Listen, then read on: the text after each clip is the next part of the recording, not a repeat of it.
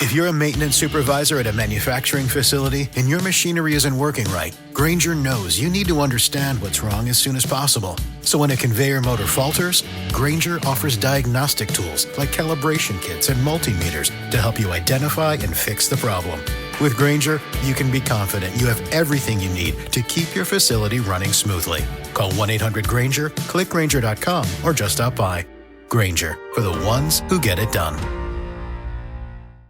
If you're a podcast host, listen up, this one's for you. My name is Allie Jackson. I'm the host of Finding Mr. Height, a dating and relationship podcast that I've been doing for 4 years now, sharing my positive and practical approach to dating that's built on my own life experience. And I wanted to share another experience that I've had, my secret behind monetizing my show. It's called Red Circle, and I was just telling my colleague about how much I love their platform. With Red Circle, not only am I getting a seamless hosting experience, but I also love the support I receive in ad sales. It's not just typical ad sales either. It's targeted opportunities based on my show and my life. And the platform is super simple. You just set your preferences and Red Circle matches you with sponsors that align with your show. You can vet every opportunity and their platform gives you great analytics. More recently too, my Red Circle team has brought me opportunities outside of my podcast on social media to really augment the podcast partnerships, bring them full circle. I just can't recommend them enough. If you want to give it a try, go to redcircle.com to get your free trial. That's redcircle.com for a free trial.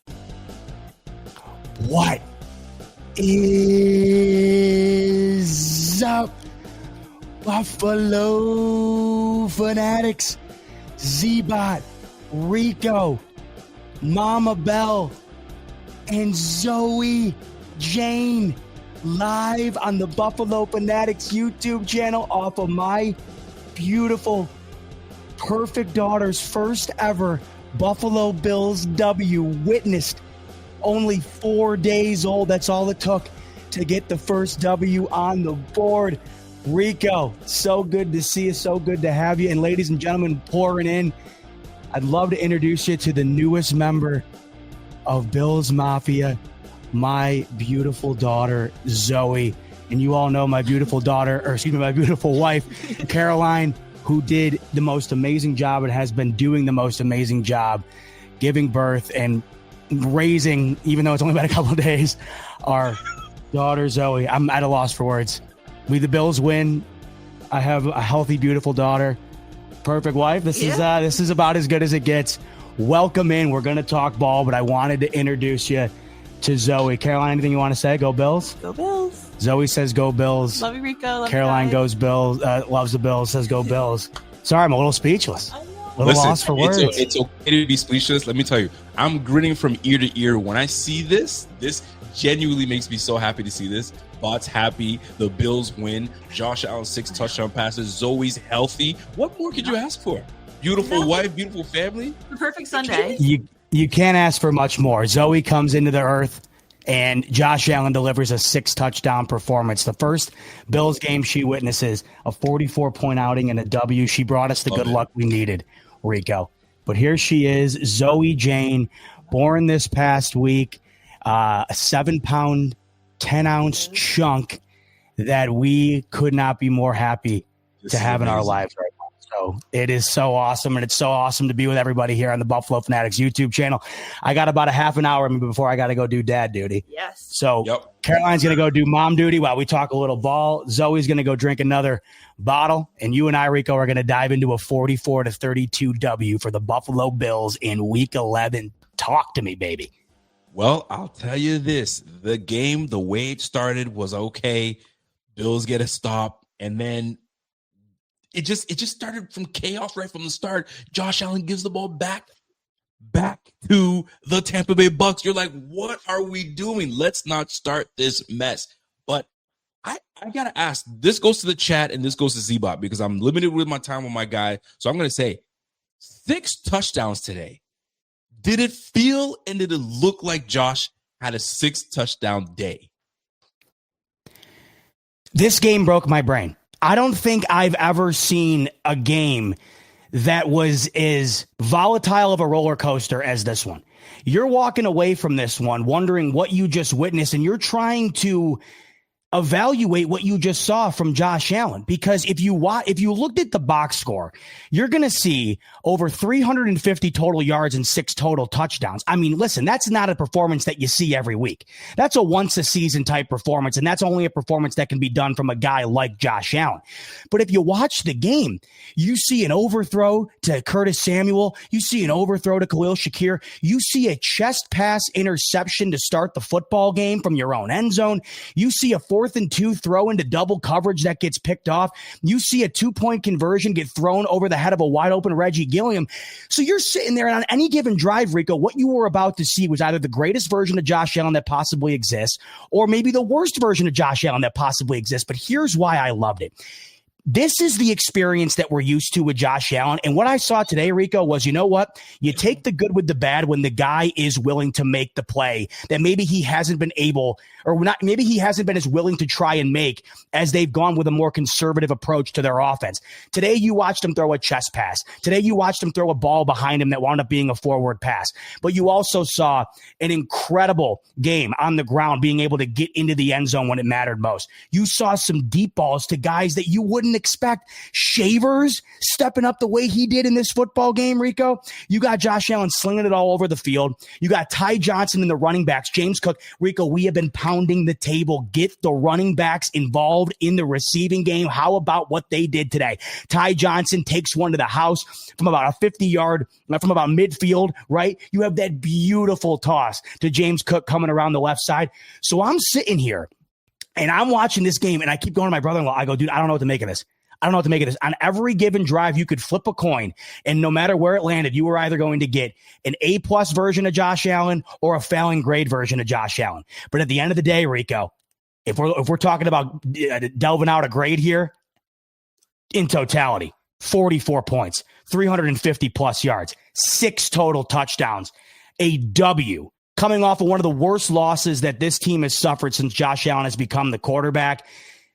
It was an unbelievable day for the Buffalo Bills offense and for Josh Allen. Despite the mistakes, what you loved to see in this one, Rico, was Josh Allen's ability to say, you know what, F it. We're winning this football game regardless of having 10 less minutes of time of possession, regardless of allowing 200 rush yards, regardless of me throwing 2 picks. We're going to do enough to get it done. That's what 17 of the Bills offense did today. You absolutely nailed it. And this is the thing. You're going to get this version of Josh. If you want risks to be taken, you know that Josh is going to take those risks. But with those risks come turnovers. And now, does Josh get a little too overzealous by chest passing and doing all those things? Absolutely. But I think this was a good thing too. I wasn't sure what I was like, what I was watching. I wasn't sure if I liked it. Do I want this version of Josh or do I not? Do I want the safe, take what's given Josh that led him to an MVP? Or do I want, sometimes you got to go for the gusto Josh. And that was go for the gusto Josh today. And that's what you're going to get with the Josh Allen experience. You're going to get the good, some really, really good, and you're going to get some, what the heck was that? That is what you're going to get with Josh Allen. But here's why I liked it even more. Josh's eyes were able to look over the mountains. And that's the best way I can put it. He was looking at the valley. He's looking at the valleys all day. He's looking at the valleys. Now he was able to look over the mountains. Now the fact that he's got a sight of what it looks like and what it feels like to get the ball out of his hands and going deep, maybe we'll start to see a mixture of safe Josh and a mixture of, okay, I can see over the mountains Josh. And I think I liked that version of it. And he was using his legs and he was getting all over the place, buying himself time. Great job today in getting this team sparked up and ready to go.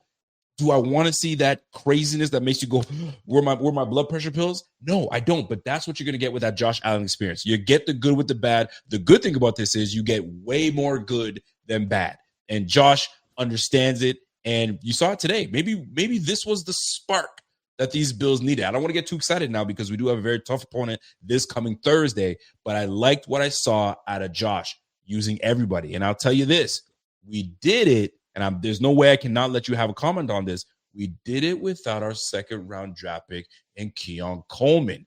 Your thoughts on Keon being inactive and not on the field to be with his team while they won 44-32? Talk to me. Wow. Just an incredible development. It's one thing to not play for performance reasons, right? We saw that clip of Keon kind of jogging on a route. Maybe, we just didn't like what we saw effort-wise or whatever.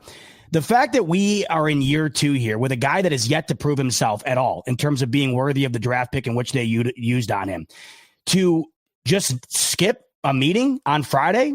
And this is a reoccurring theme here where he has just not been he has not been a passing grade teammate since they've drafted him. This has now become a theme with Keon Coleman where they are unable to trust him really in his availability or him being around or him being reliable.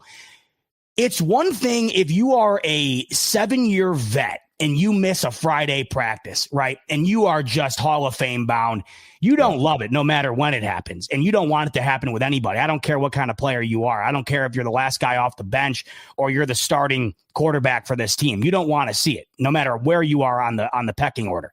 But the fact that you pair the season he's had and the questions surrounding him, which have been relentless and nonstop, really never more than ever this past week, and to add on top of that, missing a meeting on Friday, and this hasn't been the first time that this has happened. I give all the credit in the world to Sean McDermott for putting his foot down here. You know, other guys may not do this, right? Where you look at the receiving core and you're thinking, I don't know if we can afford to not have this guy out there. I understand that he hasn't been great for us, but with what we currently have going up against this team that can put up points in bunches like we saw this afternoon, can we afford to not have that guy out there?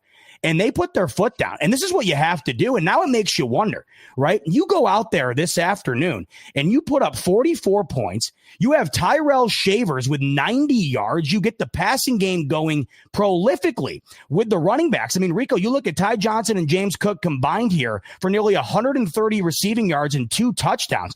Gabe Davis had a couple of big catches.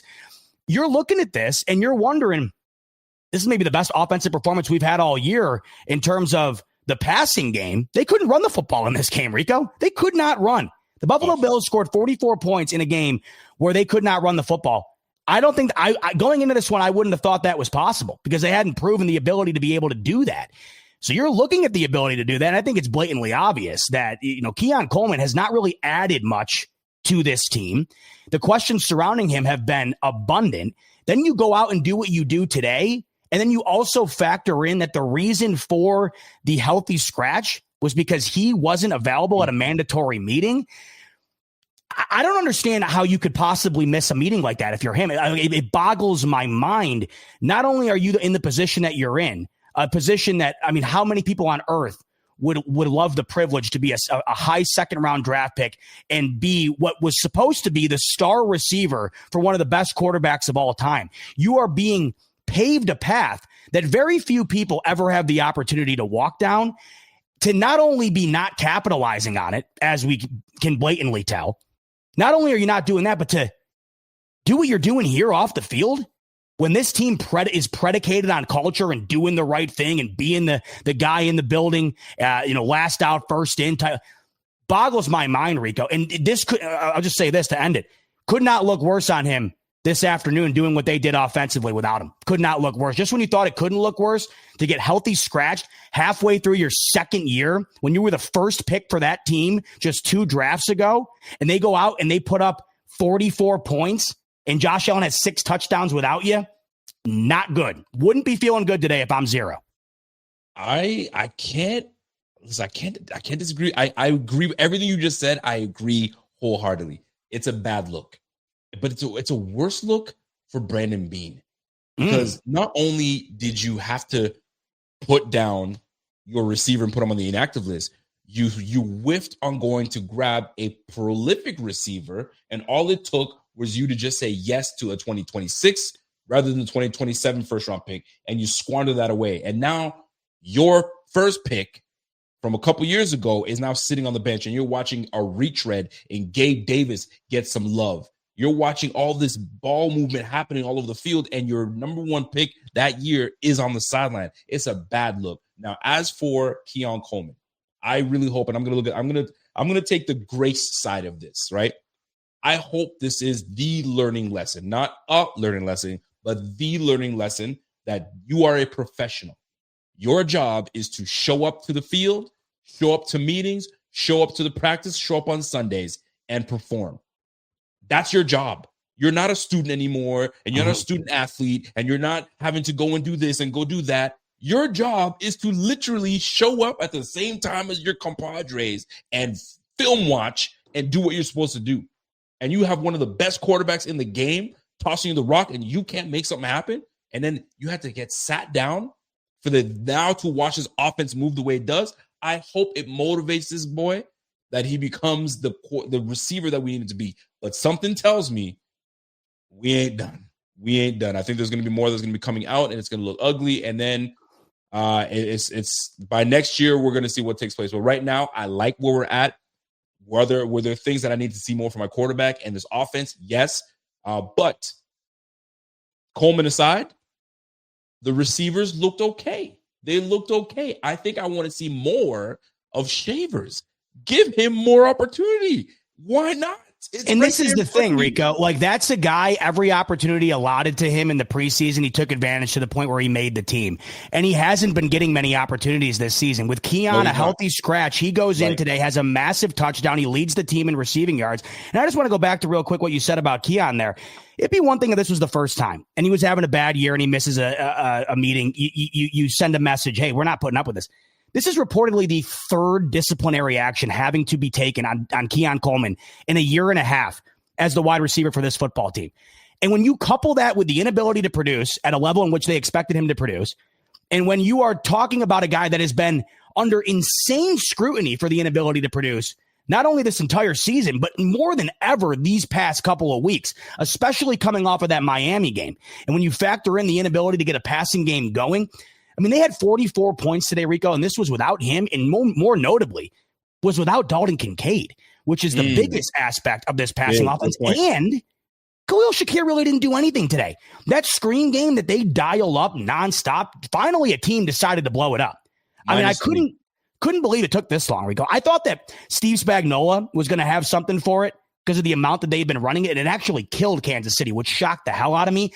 This game, you finally saw Todd Bowles and the defense step up and be able to stop that, right? So they really did all of this with guys that you were not seeing be real, parts of the offense. And we're talking about Josh Palmer being back off of injury.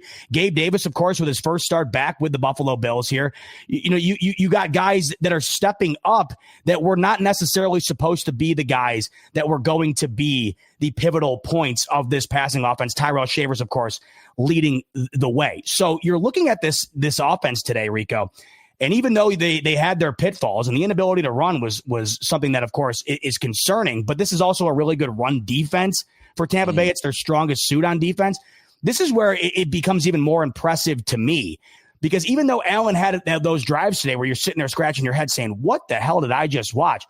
They just did what they did with a pretty random cast of characters that you would not have anticipated being the cast of characters just a handful of weeks ago.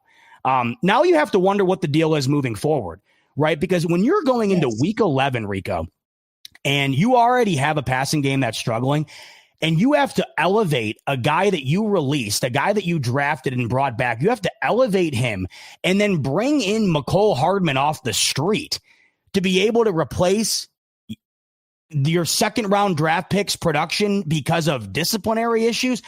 This, to me, feels like something they're not going to want to put up with much longer. I don't know how long the leash is. Maybe it's not. Maybe it's a lot longer than we think. Or, Rico, maybe it's getting to the point where it's non-existent. This is going to be something we have to monitor. But I have to think, doing what they just did, Rico, I mean, what are you doing on Thursday on a short week going against the number one passing defense in the NFL and the Houston Texans? Tons of questions, but big shout out to this passing offense for overcoming, not having Coleman, not having Kincaid, and getting it done this afternoon. Well, since we're giving shout outs, we got to give a shout out to Joe Brady.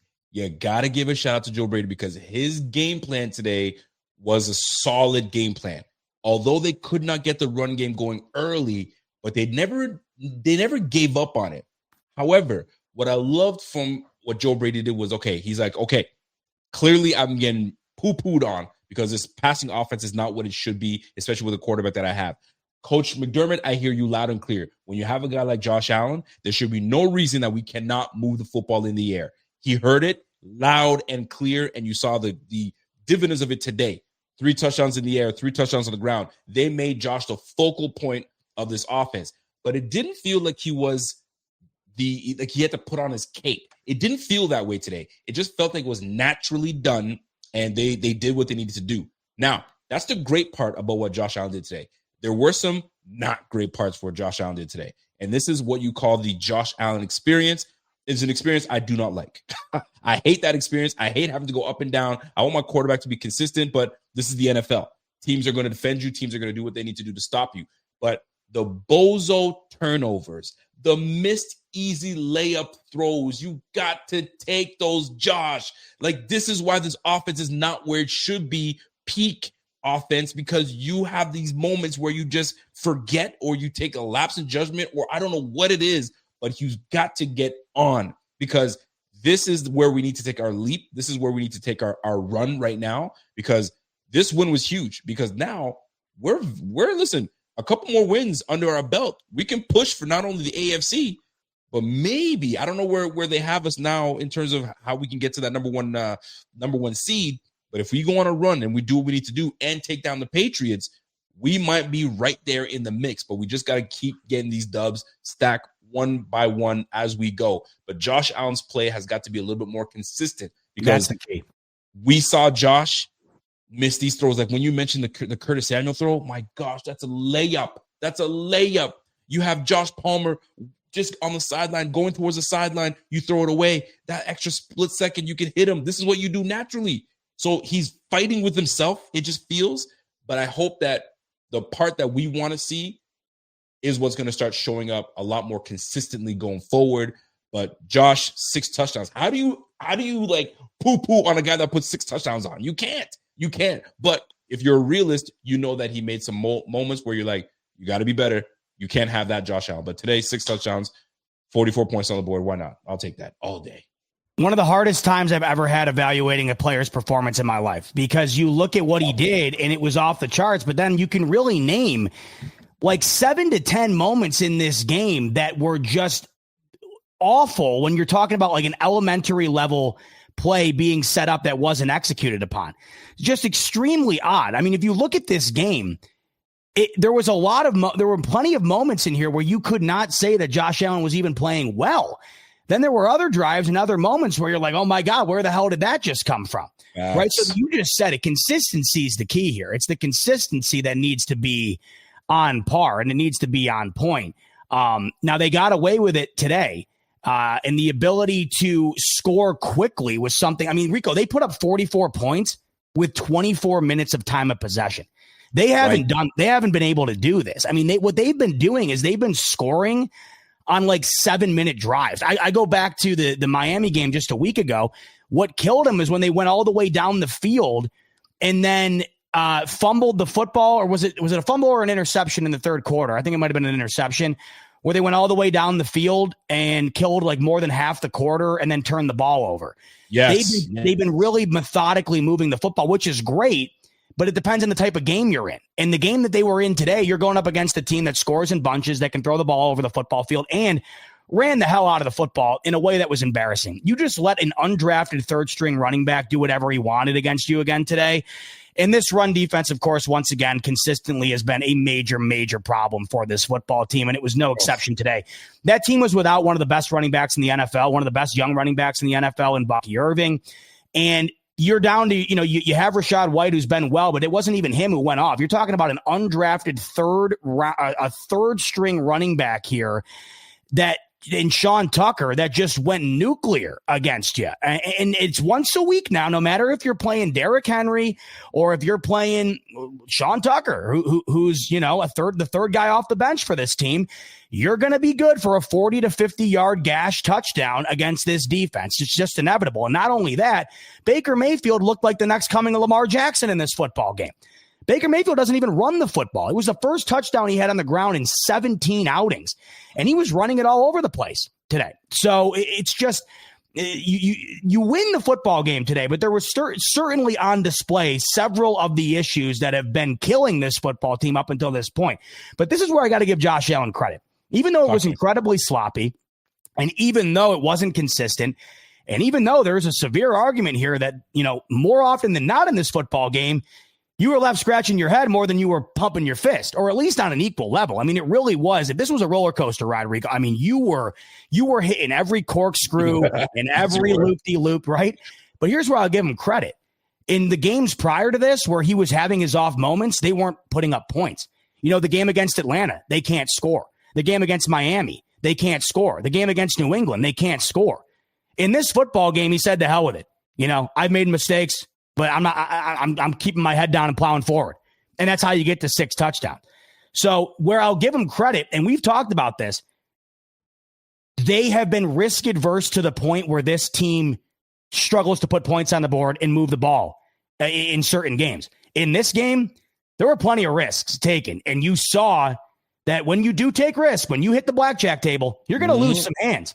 The key is, are you leaving the casino up? Are you leaving the casino with money in your wallet, or are you leaving the casino broke? And today, Josh Allen took several bets, and he lost several of them, but he won far more than he lost. And they walked out of there with a wad of cash in their pocket. That's what they have to do. They have to have the ability to outweigh the mistakes. And I think we saw today a version of Josh Allen that was much more similar to the Josh Allen of a couple of years ago, where you would be strapped in waiting for a pick or two, Rico, but you'd also be strapped in waiting for, whoa, did you just see that?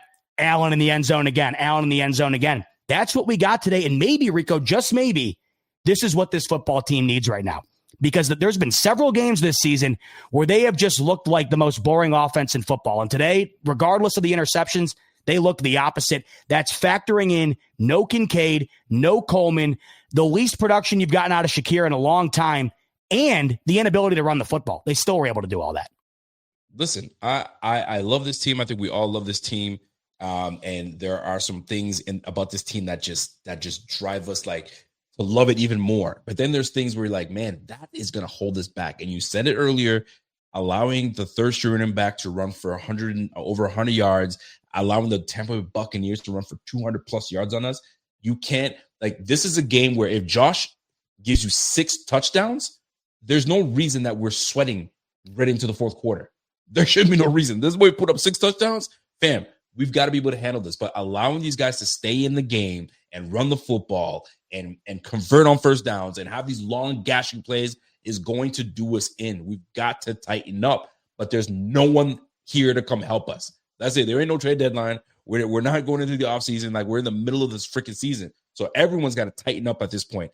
And that's got to be the way that if we're trying to get this division and get some home games in, that's the only way we're gonna have to do it. But if we can't stop the run and we're gonna rely on this offense solely to get us through it, fine. But like, fam, that's gonna be problematic. Don't expect to win a Super Bowl. Maybe get to the playoffs, fine. But if you want to win a Super Bowl, you better be able to stop the freaking run, because that is going to be a problem. Now, speaking of the run, James Cook. Did you find that surprising today that we could not get James Cook going? What are your thoughts on James Cook not being able to go? Well, yes and no, right? And by the way, just real quick to put a bow on the Bucs run game and what they did in this one. Yep. I cannot believe Todd Bowles punted that football on 4th and 2 with 7 minutes left, down by 5 at their own 40-yard line. It no sense to me. If that was Sean McDermott, I would have put a hole through the wall. How do you do that? They were averaging over 6 yards a carry. It's 4th and 2. You punt it away, and guess what, Rico? They got the ball back with, a minute and a half left in garbage time, down by 12. I got a buddy who's a massive Bucs fan, and I said, dude, you might not get the ball back. You can't stop this offense. You've been rattling off 6 yards a carry. It's 4th and 2, and you punt it. That's where they lost the football game. They could have easily have gotten that, and it could have been a whole different football game. Now, on the offensive side of things for Buffalo, not being able to run the football, I thought, for the most part, defensively, Todd Bowles did a good job taking away the things that the Bills have been using as their bread and butter, and that is wide receiver screens to Khalil Shakir. They took that away completely. And then they just bailed out on the run. Like they went all in on stopping the run. Luckily, Josh Allen had his fastball in his bag today. Not the entire game, that's for sure. I mean, there was a couple of knuckleballs. Don't get me wrong here. I mean, there was several knuckleballs, right? Sugar high Josh Allen was certainly back in this one. But I thought that the game plan really surrounded on taking away what the Bills have built their offense around as of late, and that is swinging the ball on the outside to Khalil Shakir or whoever and running the football. And credit to Joe Brady, a couple of great plays to get the running backs involved in the pass game in this one. Credit to Josh Allen for throwing the ball down the field. And credit to Josh Allen for making plays with his legs too, which I feel like he's been a bit apprehensive to do this season. Even though that he has the rush attempts, I feel like we don't see it as much as we're used to. And we need to see more of it. I think we need to see more designed runs too. We saw a couple today that worked well. So if I'm a defensive coordinator though, Rico, this shouldn't shock me, the ability to stop the run if I'm going all in on it, because that's what I'd probably do if I'm going up against this Bills team, because up until this point, they have not shown you the ability to win unless they establish a ground game. This is the first game all year that they've won without establishing that ground game. In fact, Rico, is this not the first game they've won where Cook hasn't had 75, 80 plus yards, right? So I got to give credit to the Bucs for taking that away. You just got to give more credit to the Buffalo Bills offense for finding a way to overcome that. I don't think it's a knock on the Bills offensive line. I mean, it wasn't their greatest day this afternoon. We know how great they've been all year. But I think when you are dialed in on taking away the run, Rico, there's only so much you can do. They basically said, can you beat us in the pass game, Buffalo? And the Bills answered the call. They were able to do it. So credit to Buffalo, but also credit to Tampa Bay for doing what they felt they had to do. It's just you got to give more credit to Buffalo for being able to overcome that. And I'm so glad you brought that up. And this is why I credit Joe Brady for putting a game plan. They're going to try to stop us because they saw what the Dolphins did to us. If they can't run the football, they certainly won't be able to pass the football. And we were stopping them with third string corners covering our guys. So yes, that played a huge part in this. But you got to give credit to the Tampa Bay Buccaneers. That was a 6-3 team. Sure. A desperate team, mind you. They just came off a loss to the Patriots. Now you lose to another AFC. I mean, that's treacherous to make them go back-to-back against the Patriots and the Bills in back-to-back weeks. But that was a desperate team. By the way, just to add to your point, Carolina wins in overtime against Atlanta today, Rico. Now Tampa 6-4, Carolina 6-5. That was a huge loss for Tampa Bay. And this came at a terrible time for the Tampa Bay Bucs. But guess what? This propelled the Bills. Sometimes you need that win or loss. I mean, we lost to the Denver Broncos in that 2023 year. We're like, man, we shouldn't have lost this game, but here we go. Went on a run. Obviously, we made some changes here and there. There was a change done today. Keon Coleman sitting down. Whether that's going to play a part later on in the season, we'll find out. But that was a good team that we beat today. A team that has a great quarterback, a team that's got a superstar receiver, and we were able to put the clamps on that receiver and I guess that combination of receiver quarterback. So big shout out to the defensive backfield, right? That came in and shut things down. 173 yards passing. And I mean, obviously they ran for 200 yards, so you can't kill them on that. But Emeka Egbuka was not able to go off. 5 receptions for 40 yards. Yeah. And we kept him out of the end zone off of 9 targets. I'll take that. A great job done by Christian Benford alongside Harrison. Even my man Trey White was in there too as well. So good job from them. And I know you're limited on time, so I got to watch my time with you. Cole freaking Bishop. Talk about Cole Bishop coming in and making things happen. Ladies and gentlemen, if you guys are not familiar with what Cole Bishop's done this year thus far, it is fascinating because right now, if you're looking at what he's done so far this year, he's got 3 picks? And let me make sure I got this correctly. That's he's 3. Got 3 interceptions this year. He's got 2 sacks. He's got 8 passes breaking up this year.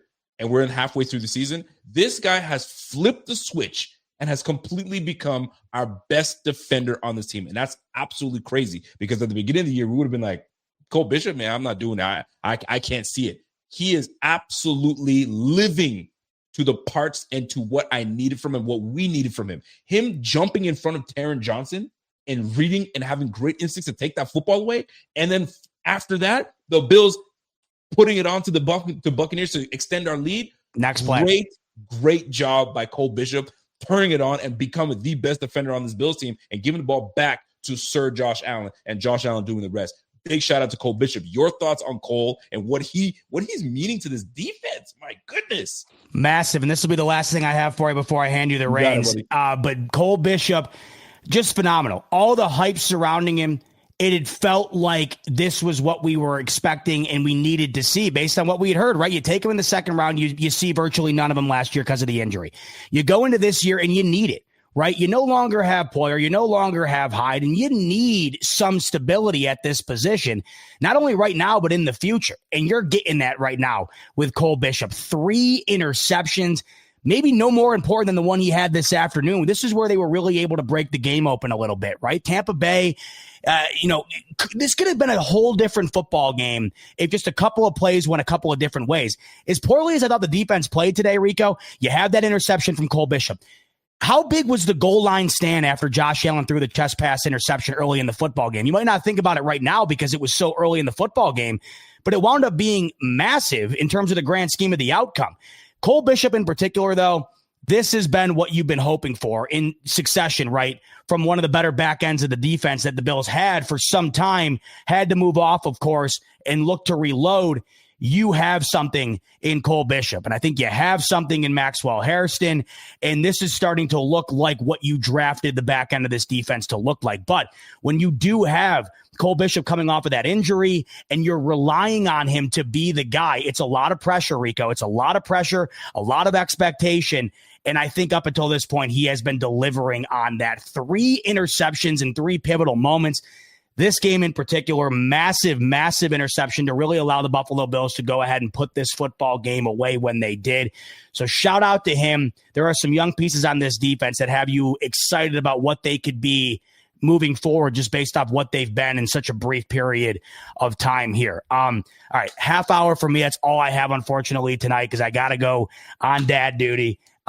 Which is not a bad thing, by the way. It's a privilege. And it was a privilege to be on here with all of you guys. Listen, I want to just say I can't thank you enough. I've had so many people reach out to me and give their love and best wishes to both Caroline and I and our new baby, Zoe. So I just want to say from the bottom of my heart, you guys are the best. You know how much you mean to me. But in moments like this, it's really at another level. I got so much love and respect and admiration for all of you. And I really, really do appreciate it. Caroline does too. And we're so excited. And we were so excited that we were able to share with you. I know everybody or a lot of you have been waiting for this to happen. You've been along for the ride, man. It's been 9 months. It's been a 9-month long ride.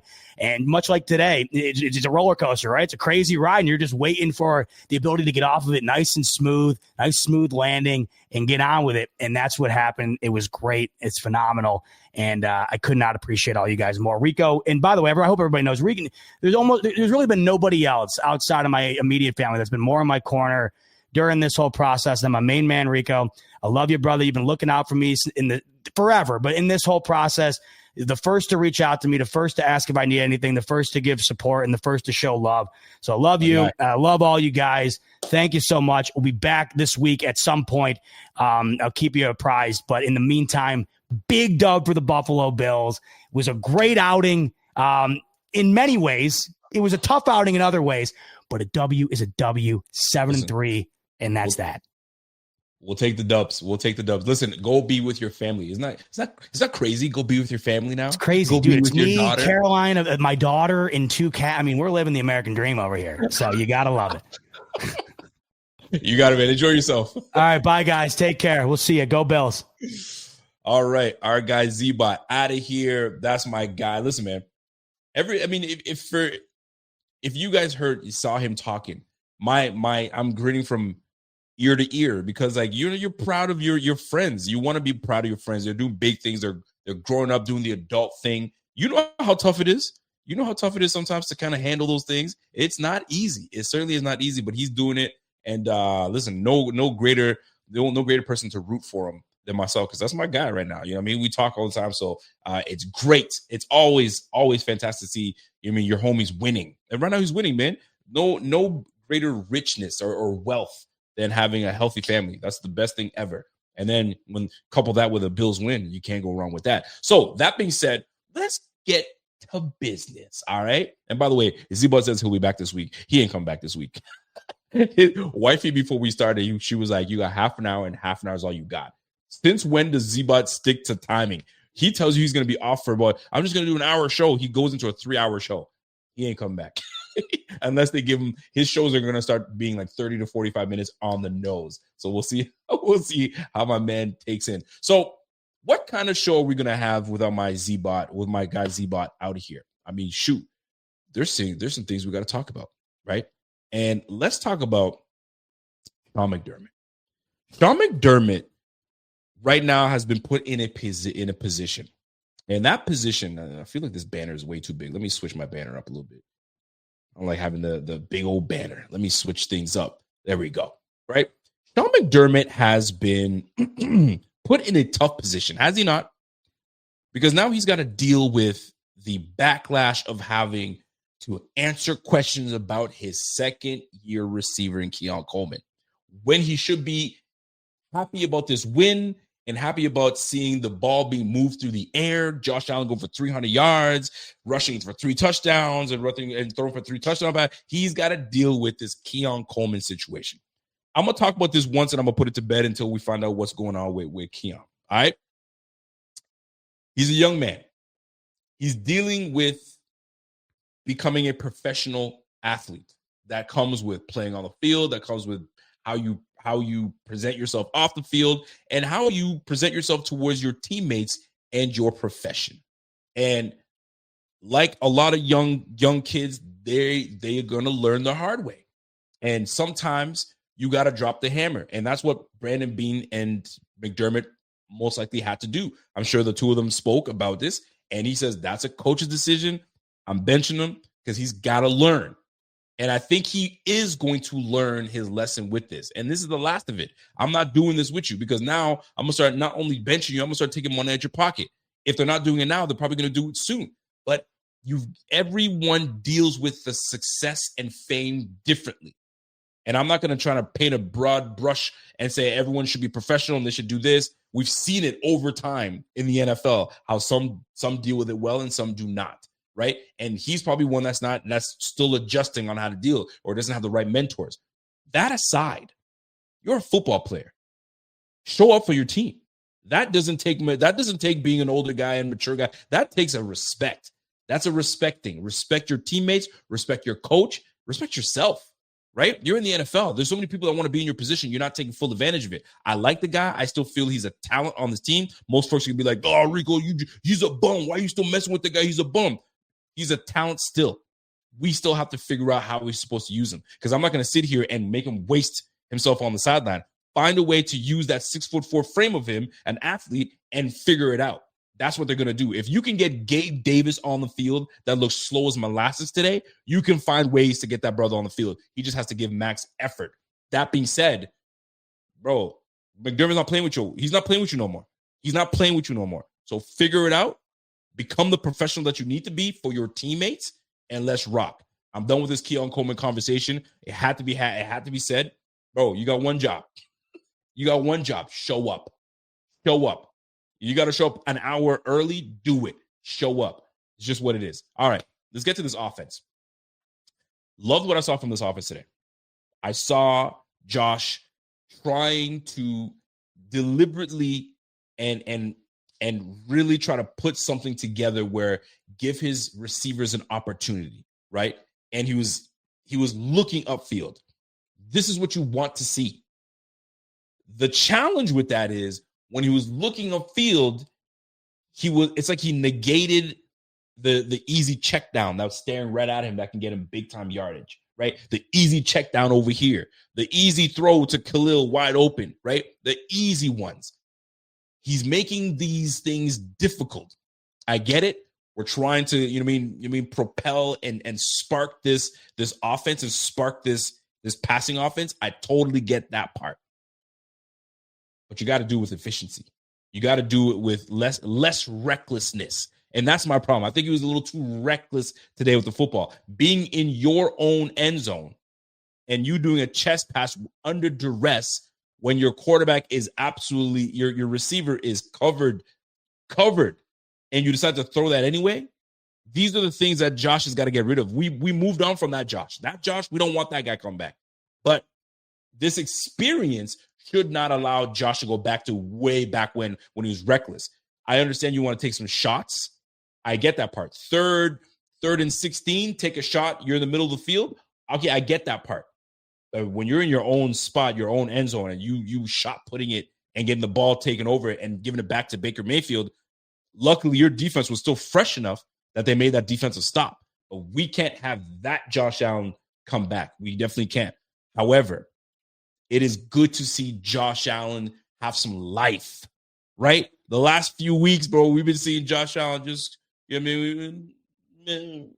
lost. Or, you know what I'm saying? It was good to see some life in that brother, man. scoring a touchdown, and getting in there and just doing. Those are the things that we want to see from our quarterback. We want to see some life. You want to see some juice into this offense.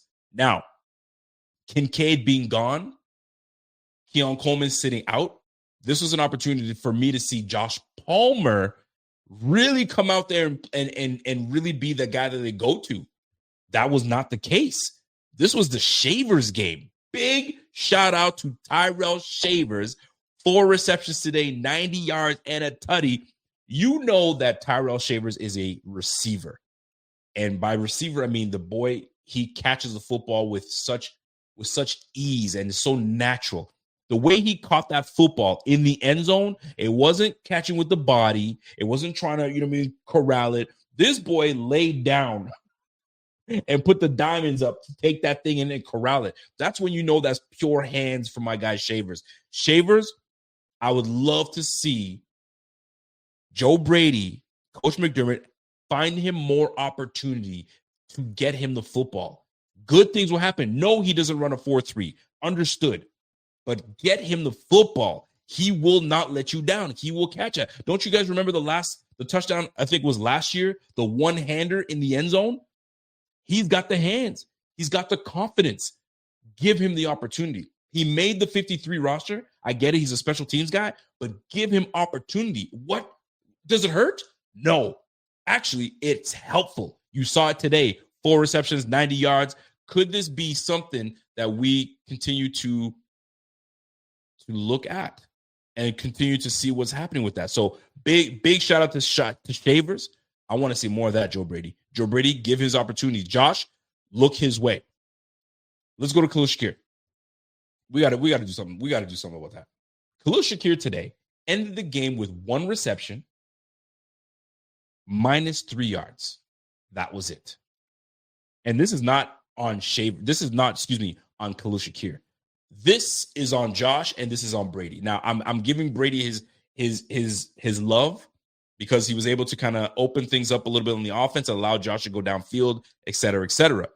But I'm watching Khalil Shakir catch 1 for -3 on a screenplay that is just driving me nuts that we call it as often as we do. The Tampa Bay Bucs must have been in film room watching the film and laying back and just saying, are they serious?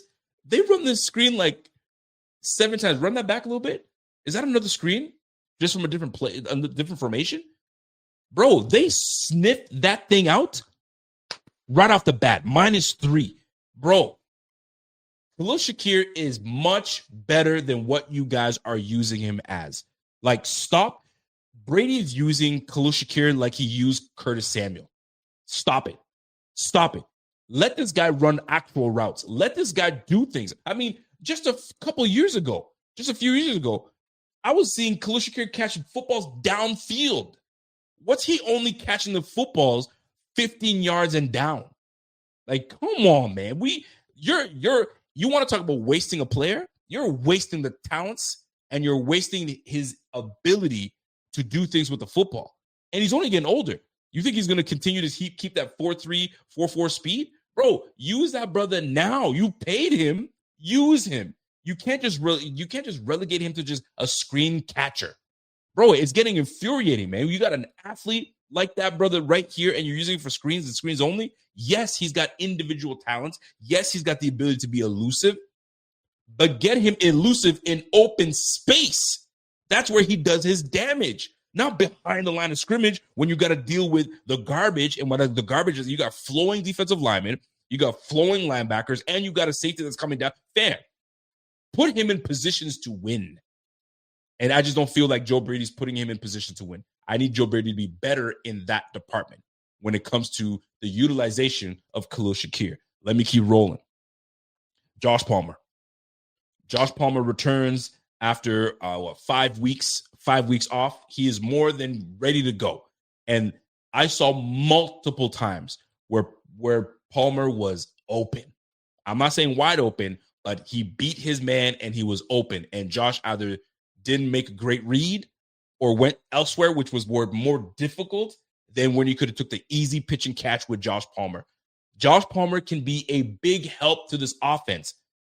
Call it, I don't know what you want to call it. Is it the chemistry between the two? I don't know.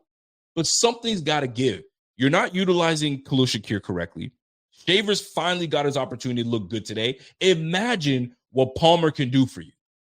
But we're sitting here underutilizing our players. And Josh, on top of that, is being Josh when he misses. His deep ball accuracy is not great. It's never been great, and it was proof today.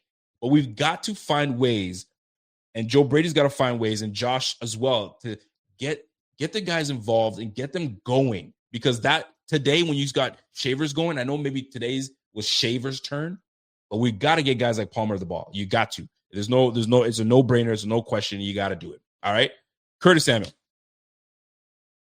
Curtis Samuel at this point is just Curtis Samuel. I was surprised to see Elijah Moore benched before Curtis Samuel. I don't know whether you want to call it. I'm tenured. I've been here on this team longer.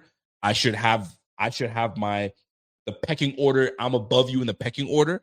I don't know what they see in Curtis Samuel that they chose him over Elijah Moore. I think Elijah Moore is the overall better receiver, and I think that he could have done way more damage. Like that catch on the sideline, there is no bouncing off my chest and having to make it acrobatic. That's a snag catch, and let me keep rolling. So this love that they have with Curtis Samuel, or Joe Brady has with Curtis Samuel, I'm over it. I thought that Curtis Samuel was going to do big things for me, but I'm over it. However, this comes back to Josh. You got a wide open Curtis Samuel down the field, and you miss him. Dude, you have a Reggie Gilliam on a 2-point conversion right there, just over top. I don't want to hear the excuses. Oh, but there was a linebacker right there. Are you kidding me? Have you seen Matthew Stafford? Matthew Stafford don't care if there's a linebacker right there. What will he do? Or Lamar Jackson. They're notorious for it.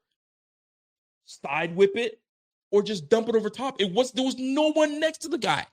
Get him the football, Josh. That's your job. $330 million. You got to get the football to him right there. It's easy. Josh must have had 5 to 6 missed throws or missed opportunities for us to really put away the Tampa Bay Bucs. But we missed them. But that fullback to Gilliam shot, that should have had that. The pass to Curtis Samuel down the sideline, he's got him right here. Curtis Samuel has to look this way when the ball really should have been where Curtis Samuel was originally looking. And away we go. Somebody said he was looking the wrong way. No, Josh threw it. Let me put it this way. Whether he was looking the wrong way, right? Josh, you see there's nobody to him on the sideline. Throw it out. There was nobody there. Outside the shoulder, over the shoulder, he's got it. Why throwing it inside? Like, to me, that's a missed shot. That's on Josh. It wasn't, Curtis Samuel had to adjust to see where he was going. I'm expecting the ball here. I'm seeing the ball go over here, and there's just too much back and forth. That's something that will be corrected. That will be corrected. What I want to say was I liked it because Josh was looking for that shot. He had that shot. He had the separation. It was there. But we just missed that opportunity. But the good thing is there was a scheme that opened up the receiver to have an opportunity to get that football, and away we go. Here's another one. Mecole Hardman. Now a tough throw, tough time to try to make that catch, but it hit that brother right in the hands. Mecole, you got to bring that down. You got to bring that down. So the shots were there. That's what we've been asking for. That's what we've been wanting, to just have these opportunities where guys are getting separation. There was no talk of guys not getting separation today. Did you hear any of that? Let me be real. Did you hear any conversations of, bro, these receivers couldn't get open? They couldn't get open. Not the case. The slowest guy on the field was my guy, Gabe Davis. They still got him the football. So to me, I don't think it's been a matter of the receivers aren't getting open. Is the scheme wasn't getting these guys in position to make plays. Josh Allen was not hitting his targets. This never, in my opinion, had never had anything to do with the receivers not getting open. There's no way that 11 games out of 11 games, these DBs were covering these guys so bad and they couldn't get open. Bull-ish. Josh was missing his throws and missing his reads, and the offensive coordinator was calling some BS. Today, they happened to be on the same page, but this time, we just couldn't connect. So I'm hoping to see more connection.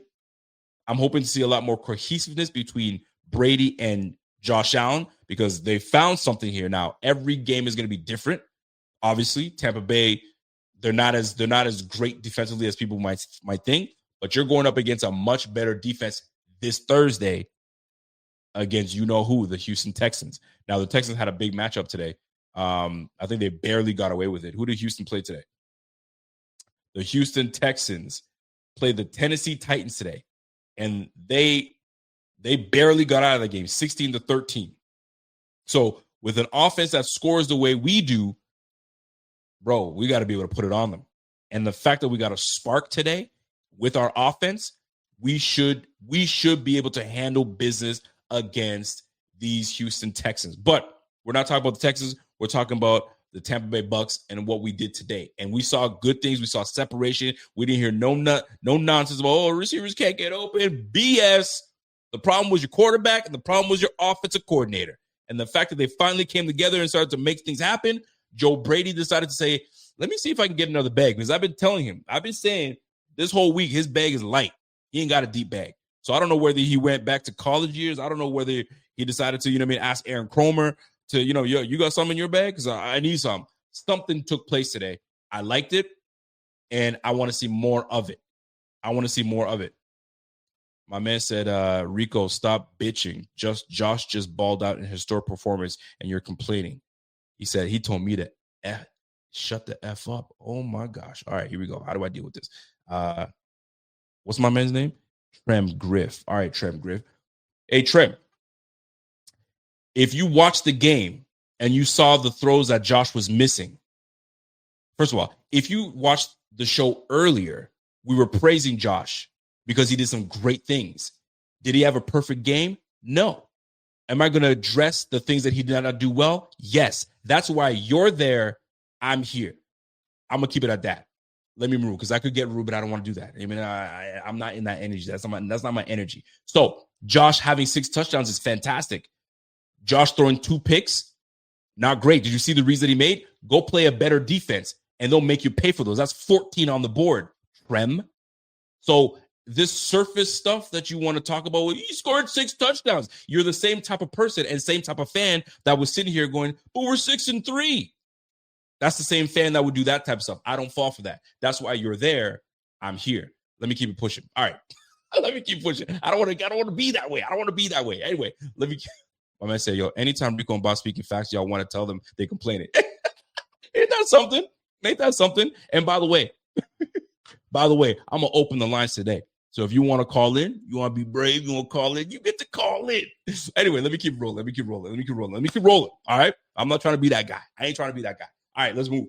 So we took care of business against the Tampa Bay Bucs. Yes, but it wasn't perfect. Now, I'm only sticking to the offense side of the ball because I'm going to get to the defense side of the ball. Now, are you ever going to be able to run the ball perfect? No. The Bucs understood the assignment. Wouldn't you understand the assignment? Bro, if we stop James Cook from running the football, bro, they've been having a hard time throwing the football. Bro, we're going to get them. We will get them. And they did get us a couple times. The interceptions, they're like, bro, Josh is going to give us one. That's if I'm a defensive coordinator, I'm a defensive coach, position coach, I'm telling you, Josh is going to give us one. He's had, 8 turnovers in the last 3 games or something stupid. He is going to give us one. He did. He gave you 2. So that being said, although they couldn't run the football, I understood it. Take away James Cook, and we're going to allow, and this is wild to me, we're going to allow, you know what I'm saying, Josh to beat us with his arm, which is absolutely wild. But that's the premise, right? Stop the run, and if he's going to beat us, they're going to have to throw the football. But we're going to keep things in front of us. We're going to blitz them. We're going to keep things in front of them, and that's exactly what took place. But here's the deal. Adjustments were made. 1, and number 2, Josh Allen's Josh Allen. You can only keep that brother down for so long until he says, yo, F it. I'm going to start running that rock. I'm going to start doing what I do. Scramble here, turn around, give me more time, and find guys down the field. There's only so much you can defend from Josh Allen. That's why Spagnuolo, when the Bills beat the Chiefs, Spags was like, yo, I hate defending you. As much as Josh makes these bonehead mistakes, he is one of the toughest guys to defend. Him Lamar Jackson. Buffalo Fanatics, what's going on? This is Pierre the Kingpin, and I wanted to talk to you today about Cigars International, which is the ultimate destination for premium homemade cigars. Known as the industry leader, Cigars International offers the largest selection, unbeatable prices, and a customer service experience that's second to none. Whether you're new to cigars or a seasoned vet, Cigars International makes enjoying cigars easy, approachable, and fun. Cigars International is the go-to retailer for all things cigars, with the biggest selection of premium homemade cigars available anywhere. Cigars International offers unbeatable deals and discounts, making it easy to stock up on your favorite or try something new without breaking the bank. With fast free shipping and their 100% satisfaction guarantee, you can shop with confidence knowing that Cigars International stands behind every order. They have good relationship with vendors that helps provide great low prices. Whether you're new to cigars or a seasoned pro, Cigars International makes it easy to find the right cigar with helpful guides, staff reviews, and expert advice. It's not just about cigars.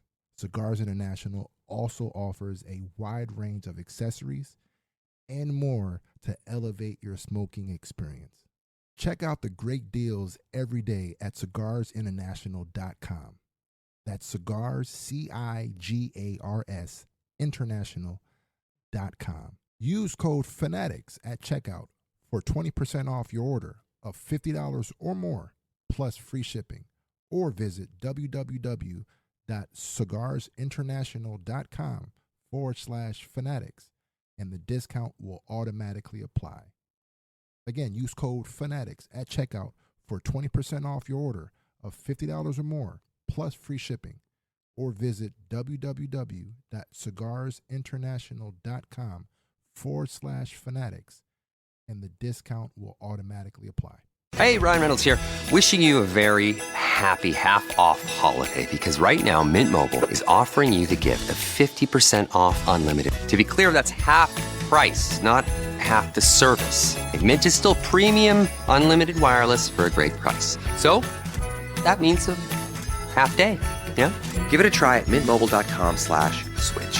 Upfront payment of $45 for 3-month plan, equivalent to $15 per month required. New customer offer for first 3 months only. Speed slow after 35 gigabytes if network's busy. Taxes and fees extra. See mintmobile.com. If you're a custodial supervisor at a local high school, you know that cleanliness is key, and that the best place to get cleaning supplies is from Grainger. Grainger helps you stay fully stocked on the products you trust, from paper towels and disinfectants to floor scrubbers. Plus, you can rely on Grainger for easy reordering, so you never run out of what you need. Call 1-800-GRAINGER, click Grainger.com, or just stop by. Grainger, for the ones who get it done. Pat Mahomes. If you go ask anybody around the league who are the toughest defenders, they'll tell you Josh, Lamar, Pat. I don't know anybody else that's out there that's so hard to defend where you're like, what are they going to do? Those three dudes are the top notch. They're the creme of the creme up there. So it becomes difficult to stop Josh. You can't stop him for very long. So the fact that they took away the run, kudos to him. You had no choice because you got one of the best running backs in the game right now, and you got one of the best quarterbacks in the game. You got to pick your poison.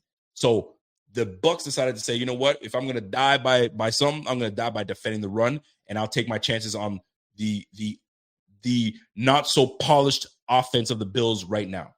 And guess what? They did a good job. They stopped the run, but Josh is Josh. Josh is Josh, and Josh is going to do what Josh does. And that's exactly what took place today. Josh today, 19 for 30, 317 yards in the air, 3 touchdowns in the air, 3 touchdowns on the ground, and we did it. Now, here's the deal. Although we couldn't run the ball the way we wanted to, James Cook still had 100 yards, all-purpose yards. He had 66 receiving yards, and he had 48 yards rushing. So he still went over 100 yards. And it still puts the Bills in great company because if you're going to stop me running the football, great. You got to stop me catching the football. And that's something that the Bills have not taken advantage of in games. You have a dynamic, prolific running back that when he got drafted out of college, his game was catching the football out of the backfield and running the football. Why haven't we been taking advantage of this? 3 receptions today, 66 yards. Are you kidding me? Take advantage of that. McCaffrey. Do you know that McCaffrey right now has 642 yards receiving? He's the only running back amongst all these other receivers in there. Bro, he's dangerous. You can have James Cook being one of the most dangerous guys on the field, but we don't utilize him. Who's that on? A Trem? That's on your quarterback. You start bitching. Bro, we're leaving too much meat on the bone, my G. So if you want to really watch the game or you just want to watch the box score, I don't know. You choose. You choose. Hey, I'm done with Trem. I have to throw one more shot at my boy Trem. I mean, don't get me out of my skin, brother. Don't do that to me because I'm going to do it to you. Anyway, let me keep it rolling. So that being said, we didn't run the ball as much as we'd like to, but we still got him involved. That's where Joe Brady comes in. I got to give him some love. That's where Joe Brady was like, all right, we got to figure something out, right? Hit this one here. The defense has been doing whatever. We can take full advantage of this. Yo, try to get him on a leak and let's take it over. Oh, shoot, they don't got the linebackers to cover him? Handle business. It just took us a little while to kind of get it cracking and get it going. All right. So that being said, offensively, not a bad day offensively. Not a bad day. When I say not a bad day, how dare I say not a bad day? Great day offensively. I mean, putting up 6 touchdowns and taking full advantage of it, going 3 for 4 in the red zone. When you get in the red zone, you got to handle business. And that's exactly what the Bills did. Handle business in the red zone. Last week, 5 for 15 on third downs. 5 for 15 on third downs. I don't know if there are any mathematicians in here, but you go 5 for 15, bro, you're under what, 30%? Somebody tell me if I'm under 5 for 15 under 30%. That's my guess. 32%. Anyway, the Bills today, 6 for 11. Over 50% on getting third downs and moving the chains and moving the sticks. That's the name of the game, man. You got to move the sticks to put points on. Am I right? 32%? Got that. All right. 33%, bro. We have to be in the pluses or over 48 to 50% in converting on. I'm over fractions guy. That's funny. We gotta be better at converting on our third downs, right? And we were much better today. Last week, dude, our average third downs was 3rd and long, 3rd and 8. Today, much more manageable. We've got to take what the defense gives us. And we had moments that we did, and we had moments that we just cashed in and we went hard, right? It was there. But the fact that we went over 50% on third downs, that is what gets us in favorable positions to win the game. You can't win a lot of games when you turn the ball over 1 and you're not converting on your third downs 2. Oh, by the way, you can't run the ball. Trifecta. You asking to get beat down. You're asking for a loss.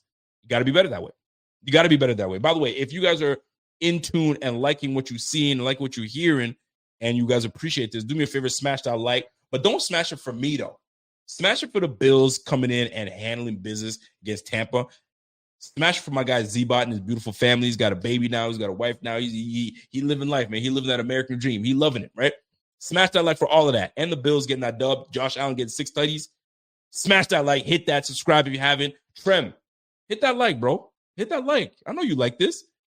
Subscribe while you're at it. Let's keep it going. All right. So that being said, talked on the offense. Let's get to the defense.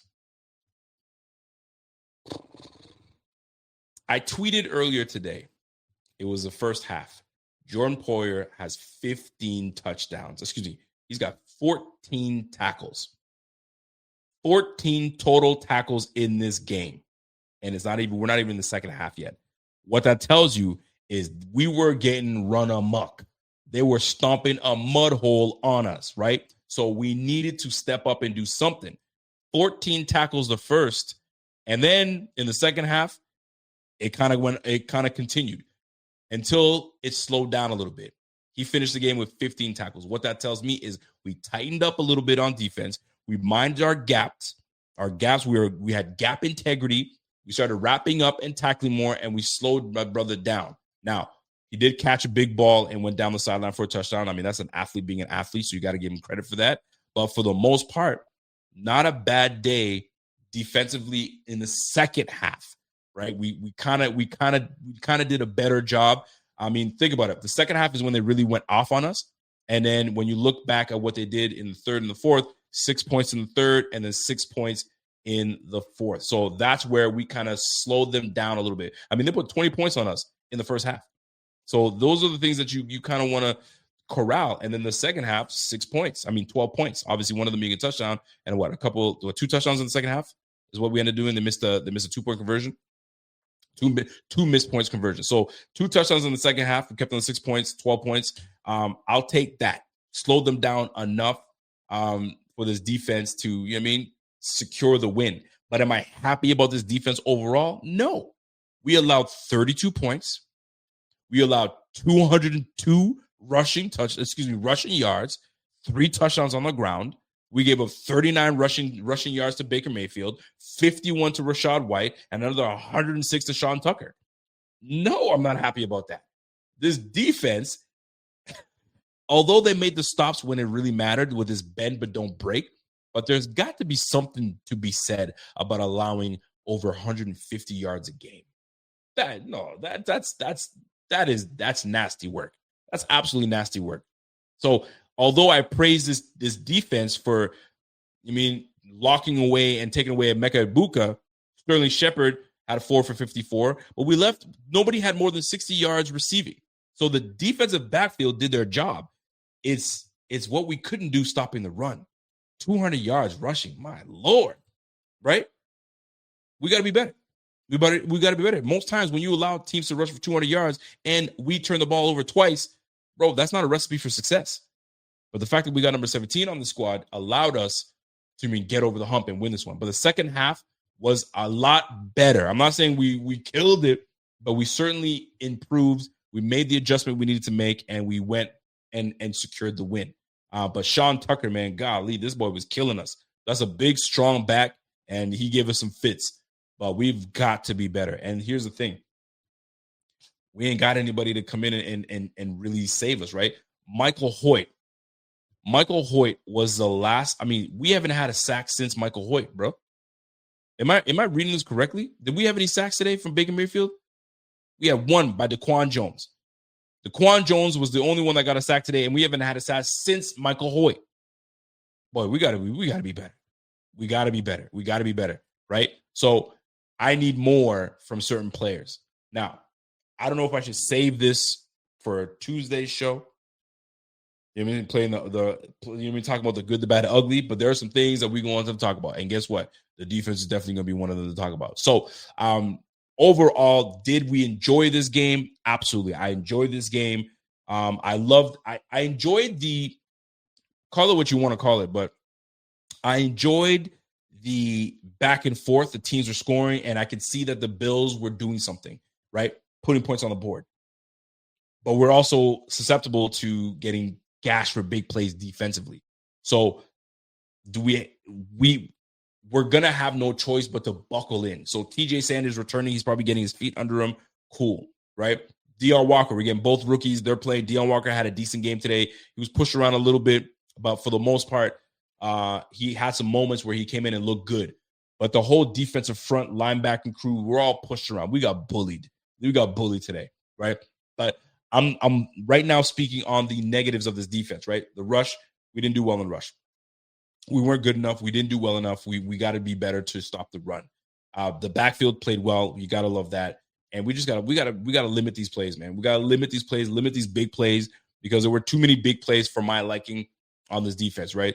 24-yarder to Sterling Shepard. Sterling Shepard had a couple big time plays. Sean Tucker, that big reception, that was a big one. I hated to see that. Cade Otton, one down the middle. Hated to see that. But, you're going to give those up. You're going to give those up. Now, I do want to talk about a bright spot, and that is Cole freaking Bishop.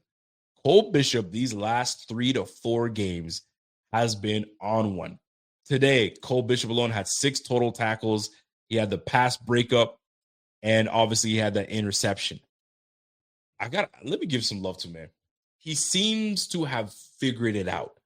He seems to have figured his part. He found his part on this squad. He found out where he belongs and how he can bring his impact to the team. Having Jordan Poyer next to him, I'm sure has helped dividends. And I'm looking forward to seeing a lot more of that, because there will be a time where Poyer is no longer there. Who becomes next to him is going to matter. But by then, I'm hoping that he's gained a lot of experience. He understands the ins and outs of his defense, and he becomes the one quarterbacking and calling plays and telling people where to go and do what they need to do. But I loved seeing what we saw from Cole Bishop. There was a time where we were having a hard time showing that brother some love, man. We're like, man, I don't know if he's the answer, man. That second rounder, man, here go Bean wasting a second rounder. Well, Beans look good right now. Bean looks good with this pick. Bishop has had a great campaign thus far this year, especially the last 3 to 4 games. We need to see more of this. So if more can step up like Cole Bishop, linebacker room, I mean, then we can start to really see this defense do big things. But some guys are getting healthy. I'm looking forward to seeing Shaq Thompson come back. I love seeing Dorian Williams on the field, getting some youth on the field and getting some experience in obviously Shaq Thompson. But I'm going to tell you right now, man, number 5'8", I got some things to say about number 5'8", but I'm going to wait till Tuesday to jump on that. So Bishop he has been playing very well. You got to give him his props to Cole Bishop. And he deserves his love. He deserves his love. Give him his love. He deserves all the love for what he's been doing. And if you watch the play today, that play today from Cole Bishop lined up in a bunch. The offense is in a bunch formation, and they're all running their levels. And he saw something where he got off his player, jumps in front of Taron Johnson, and takes a pick. Are you kidding me? At first, I thought it was Terrell Bernard.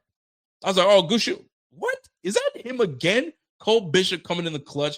Big shout out to Cole Bishop, man. You love to see it. I'm a big fan of that. All right, let's go to the team stats today because those are things I do pay attention to and I love to look at.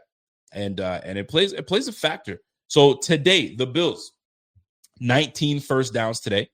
I mean, it's around the average mark of where we normally are. 13 first downs by air. And 4 first downs running the football. All right. We had 2 first downs off of penalties.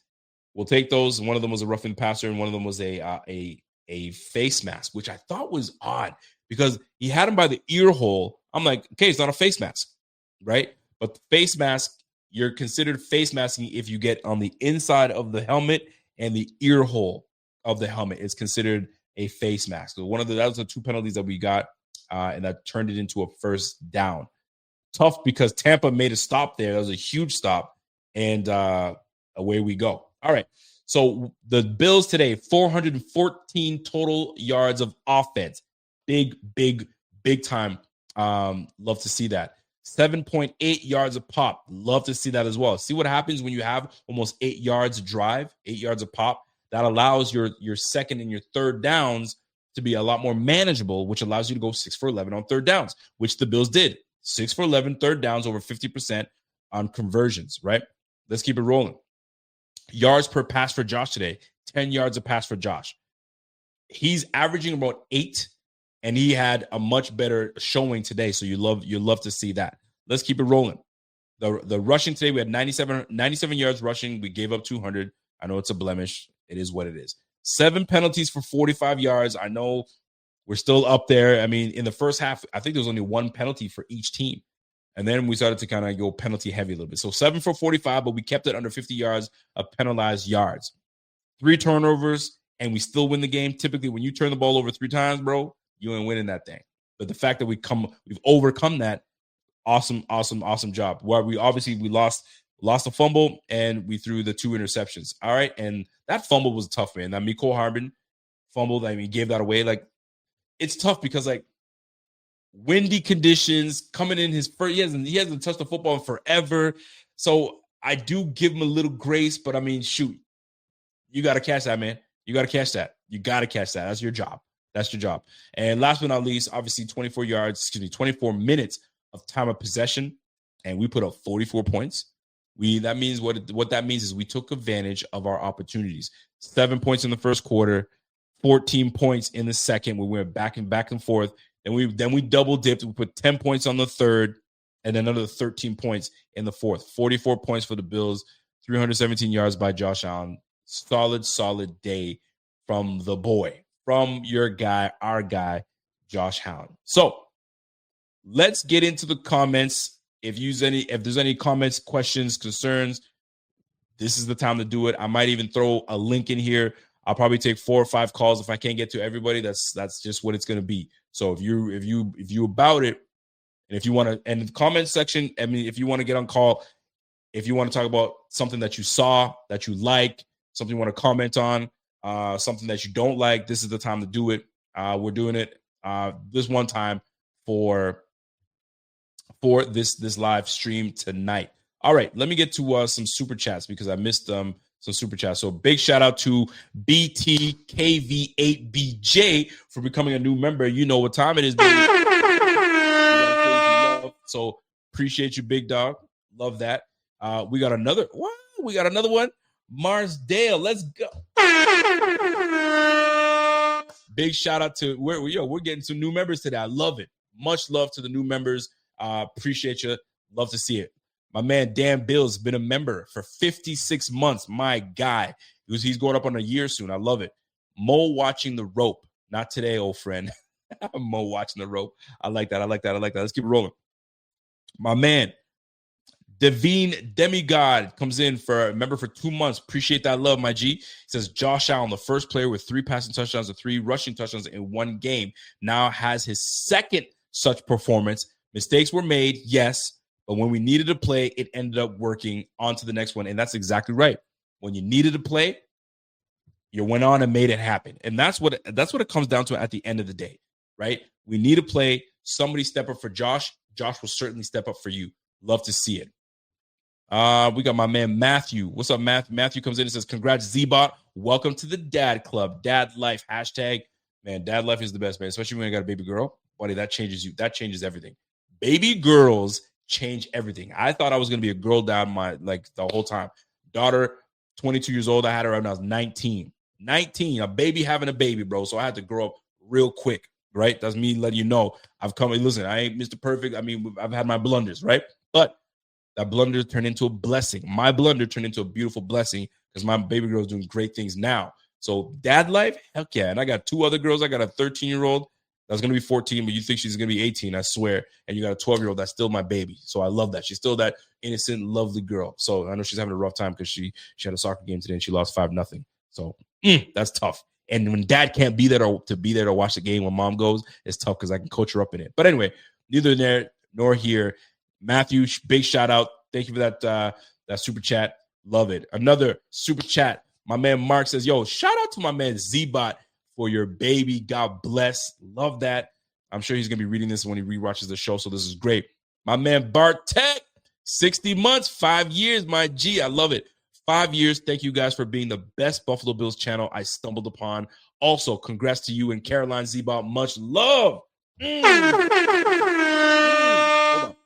My man, he said, I stumbled across you. I love it when people stumble across because you can stumble and get back up and keep rolling. My man stumbled, looked up and was like, yo, what is this? I think I like it here. I think I'm going to stay here, right? I stumbled, but I found my home. I love it. My man Bartek, appreciate you, my G. Bartek comes back and says, yo, first 40 air yard TD for Josh is 2022. Are you freaking kidding me? 40 air yard TD for Josh since 2022. That's asinine. And here's the crazy part. All we've been talking about is Josh needs speed. Josh needs this. Josh needs that. Shavers is not a speedy guy. He's like a 4.5, 4.6 guy. Let me make sure that I have this right. I don't remember him running a 4.3 nor a 4.4. Tyrell Shavers, 40 time. What's your guess? Tyrell Shavers, 40 time. Depending on every day, the highly publicized high school. I'm talking about the Buffalo Bills, Tyrell Shavers. Let's make sure we got the right one. Or am I wrong? Maybe I'm dead wrong, and shame on them. Tyrell Shavers has recorded 2 40-yard dashes, 4.38 seconds from the high school days, and then 4.59 seconds at his college pro day. So, which is he? Is he a 4.59, 5.6, 4.56 guy, or is he a 4.38 from high school? So, I mean, I think I'll take the latter, the college pro day. So 4.59, right? He's a 4.5 guy. He's not a speedy guy, right? But he knows how to get open. So hopefully we see a lot more of that. So I don't want to hear about we need speed and nobody's getting open. Bro, it's not about the speed, man. It's about scheming these guys to get open and Josh doing his magic and doing what he needs to do. So big shout out to Josh. Big shout out to Lead Robster, Money Mitch. Mitch. Money Mitch comes in and says, hey, big $50 super chat, and I appreciate you. You know we do, man. That's always love, my guy. Love Allen and his 6 for 6. I love it. Not to be hard on him, but he's gotta hit the wide open guys. Defense still a concern. Lots of room to improve, but always great to say that over a big W. You're damn right about that. Go Bills. Ohio and Buffalo Fanatics is the best YouTube channel. You know what? And you're right, man. Josh going 6 touchdowns is amazing. 3 touchdowns in the air, 3 touchdowns on the ground. Awesome. Were there opportunities missed? Yes. Yes, there were. And this is why Josh is so great. As shaky as the game, progressed, where it was off and Josh is missing a throw here, and then you end it by like, dude, he scored 6 touchdowns, 300 yards. Bro, that guy had an amazing game, but if you watch the game, there were moments where you're like, oh, come on, Josh, you got to be better than that. But opportunities came. We cashed in on it. We did what we needed to do, and I'll take that win. No matter how you want to slice it, the win is what I wanted. And I felt confident. I felt that we were going to beat these Bucs. I didn't think they were going to give us any issues. I saw the metrics. I was like, no, they can be had. They can be had, and they were. And we took care of business. Adrian, what up, Adrian? Adrian comes in and says, yo, I feel like fans try to protect Josh way too much. I agree. He seems disconnected outside of the Ravens and Chiefs game. Hadn't seen that since last year. There are a lot of times that people try to protect Josh, right? Because how do you not? Like, this is a prime example today. What are you bitching about, Rico? Shut the F up, Rico. He had 6 touchdowns. That's a protection of Josh, right? Josh didn't have an amazing game. If you go and ask Josh how he did, he'd be like, yo, man, I left a lot on out there, but it was great. I felt good. I'm sure that's what he's going to say. I felt good. It felt good to kind of get out there and get the ball in the air and get my guys going, but I got to be better. There's things that I missed. There's things that I should have done better. But if you really, I don't want to take away from it, but screenplay for, 50-plus yards to my man on the sideline, big play. Josh scrambling, finding Shavers on the other side, big play. But that's Josh moving around and doing what he normally does, right? So if I don't want to say take away those things, you can't, because those are individual plays that these guys have made. But like, there's a lot that goes into Josh getting those touchdowns. It doesn't just come easy. You have to work for those, right? Or at least the one where he made moves for Shavers to get down the sideline. But neither here nor there. I think we do a lot of protecting of Josh because he's our franchise. He's the best player that's been on the Bills for a long time. How dare we talk ish? Are you a fan of the team or are you a fan of the Josh Allen? You can be fans of both, right?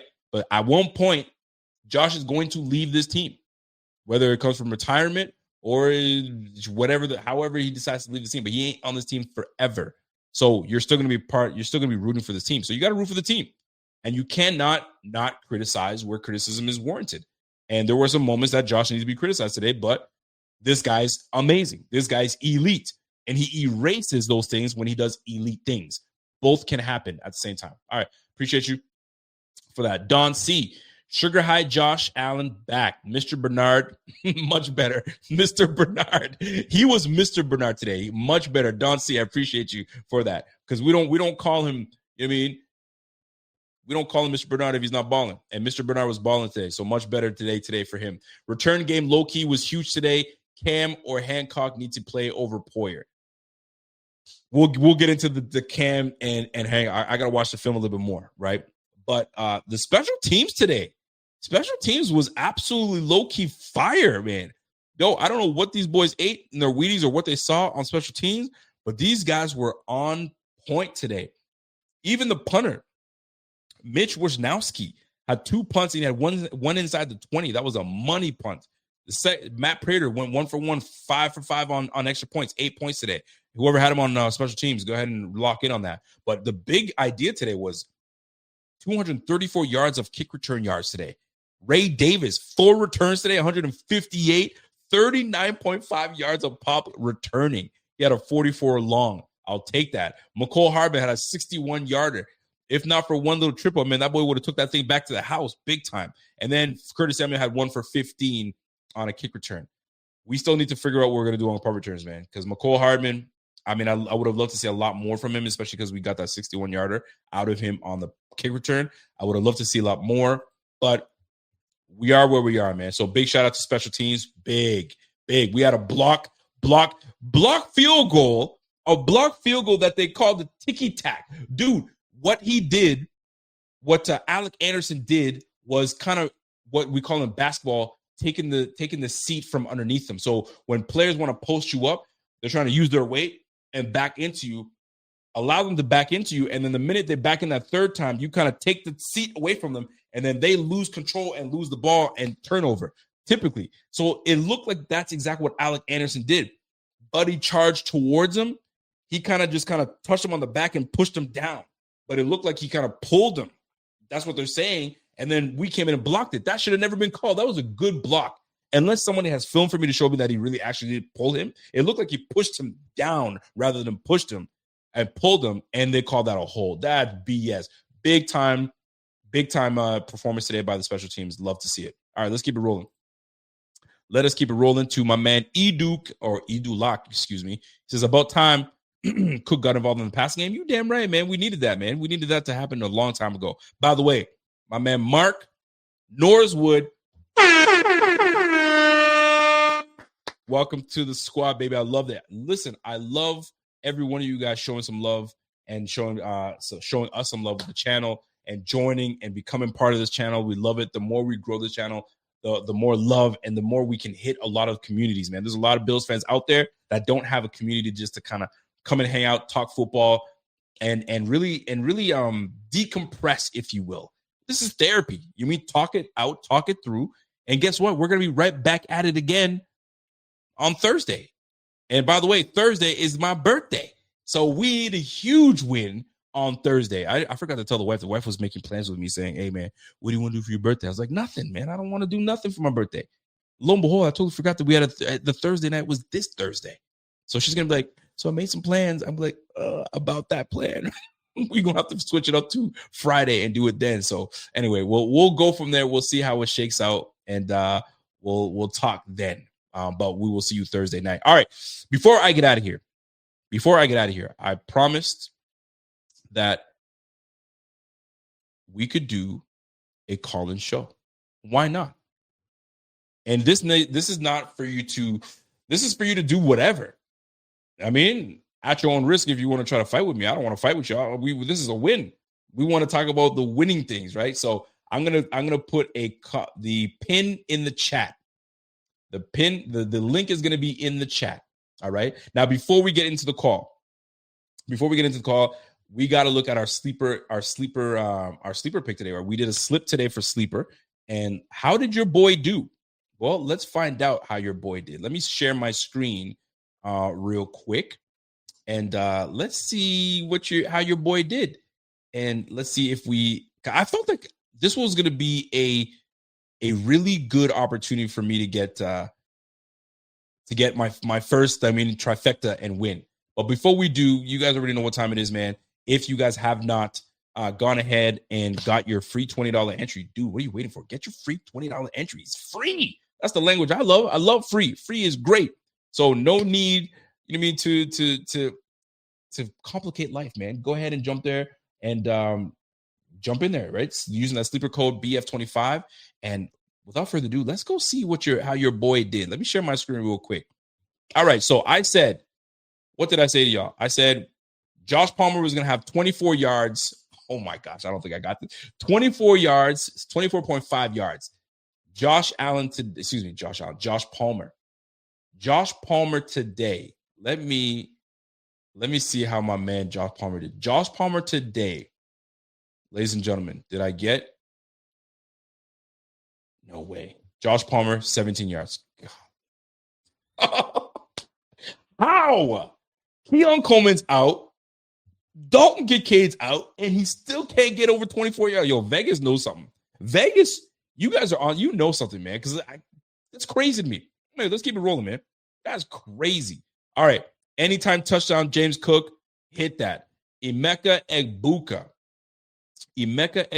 today had 40 yards, bro. Cooked. I would have thought he would have had at least 80 yards. We kept it under wraps, but no, we did not keep him under wraps, bro. We did keep him under wraps. So 40 yards. The defense did their job. Josh Palmer 24 yards, couldn't get over. He was under. He had 17 yards. I mean, that's pathetic, man. That's pathetic. If that's the thing, man. Josh had ample opportunity to hit that brother, man. He's not doing it. So, Josh, you got to be better. And I'm talking about both Joshes. Both Joshes got to be better. Golly, man. Anyway, it is what it is. What you gonna do? There's not a whole lot you can do about those situations. So let me get back to our regular schedule program, and let me share. My man said, yo, I picked up Palmer and started him over Shakir too. Well, I mean, better than Shakir. Shakir gave you nothing. Golly, man. 1 for 3. For real, I'm sorry, bro. I'm sorry as ever. Goodness. I thought that was a win. Yo, lock it in. We getting that. Egmeka Buka over 50 yards, 58 yards, 54 yards, bro. You should have had that. Anytime touchdown by by James Cook. Listen, if not for that rush, that passing touchdown, bro, we would have been in trouble. Golly, we were over 3. Woo! Good thing I don't do this professionally. I'll tell you that much. All right. Let me Real Dan Echo. I didn't realize you sent a super chat, bro. Let me get back into it. My man, Real Dan Echo. Mr. Dan Echo. Let me see what my man Dan Echo is. And by the way, I got to give a shout out to not only the people that are in this chat, but in my pregame today, my man Sweat joined. I got to give my man Sweat some love, man. I'm not gonna leave you hanging like that, bro. I got to give you some love. All right, Dan Echo. Danny. I see you, Danny. Danny says, I watched with my brother-in-law, huge Tampa fan, talking smack. All I heard was Bucs this and Bucs that. Bills win. I say, get the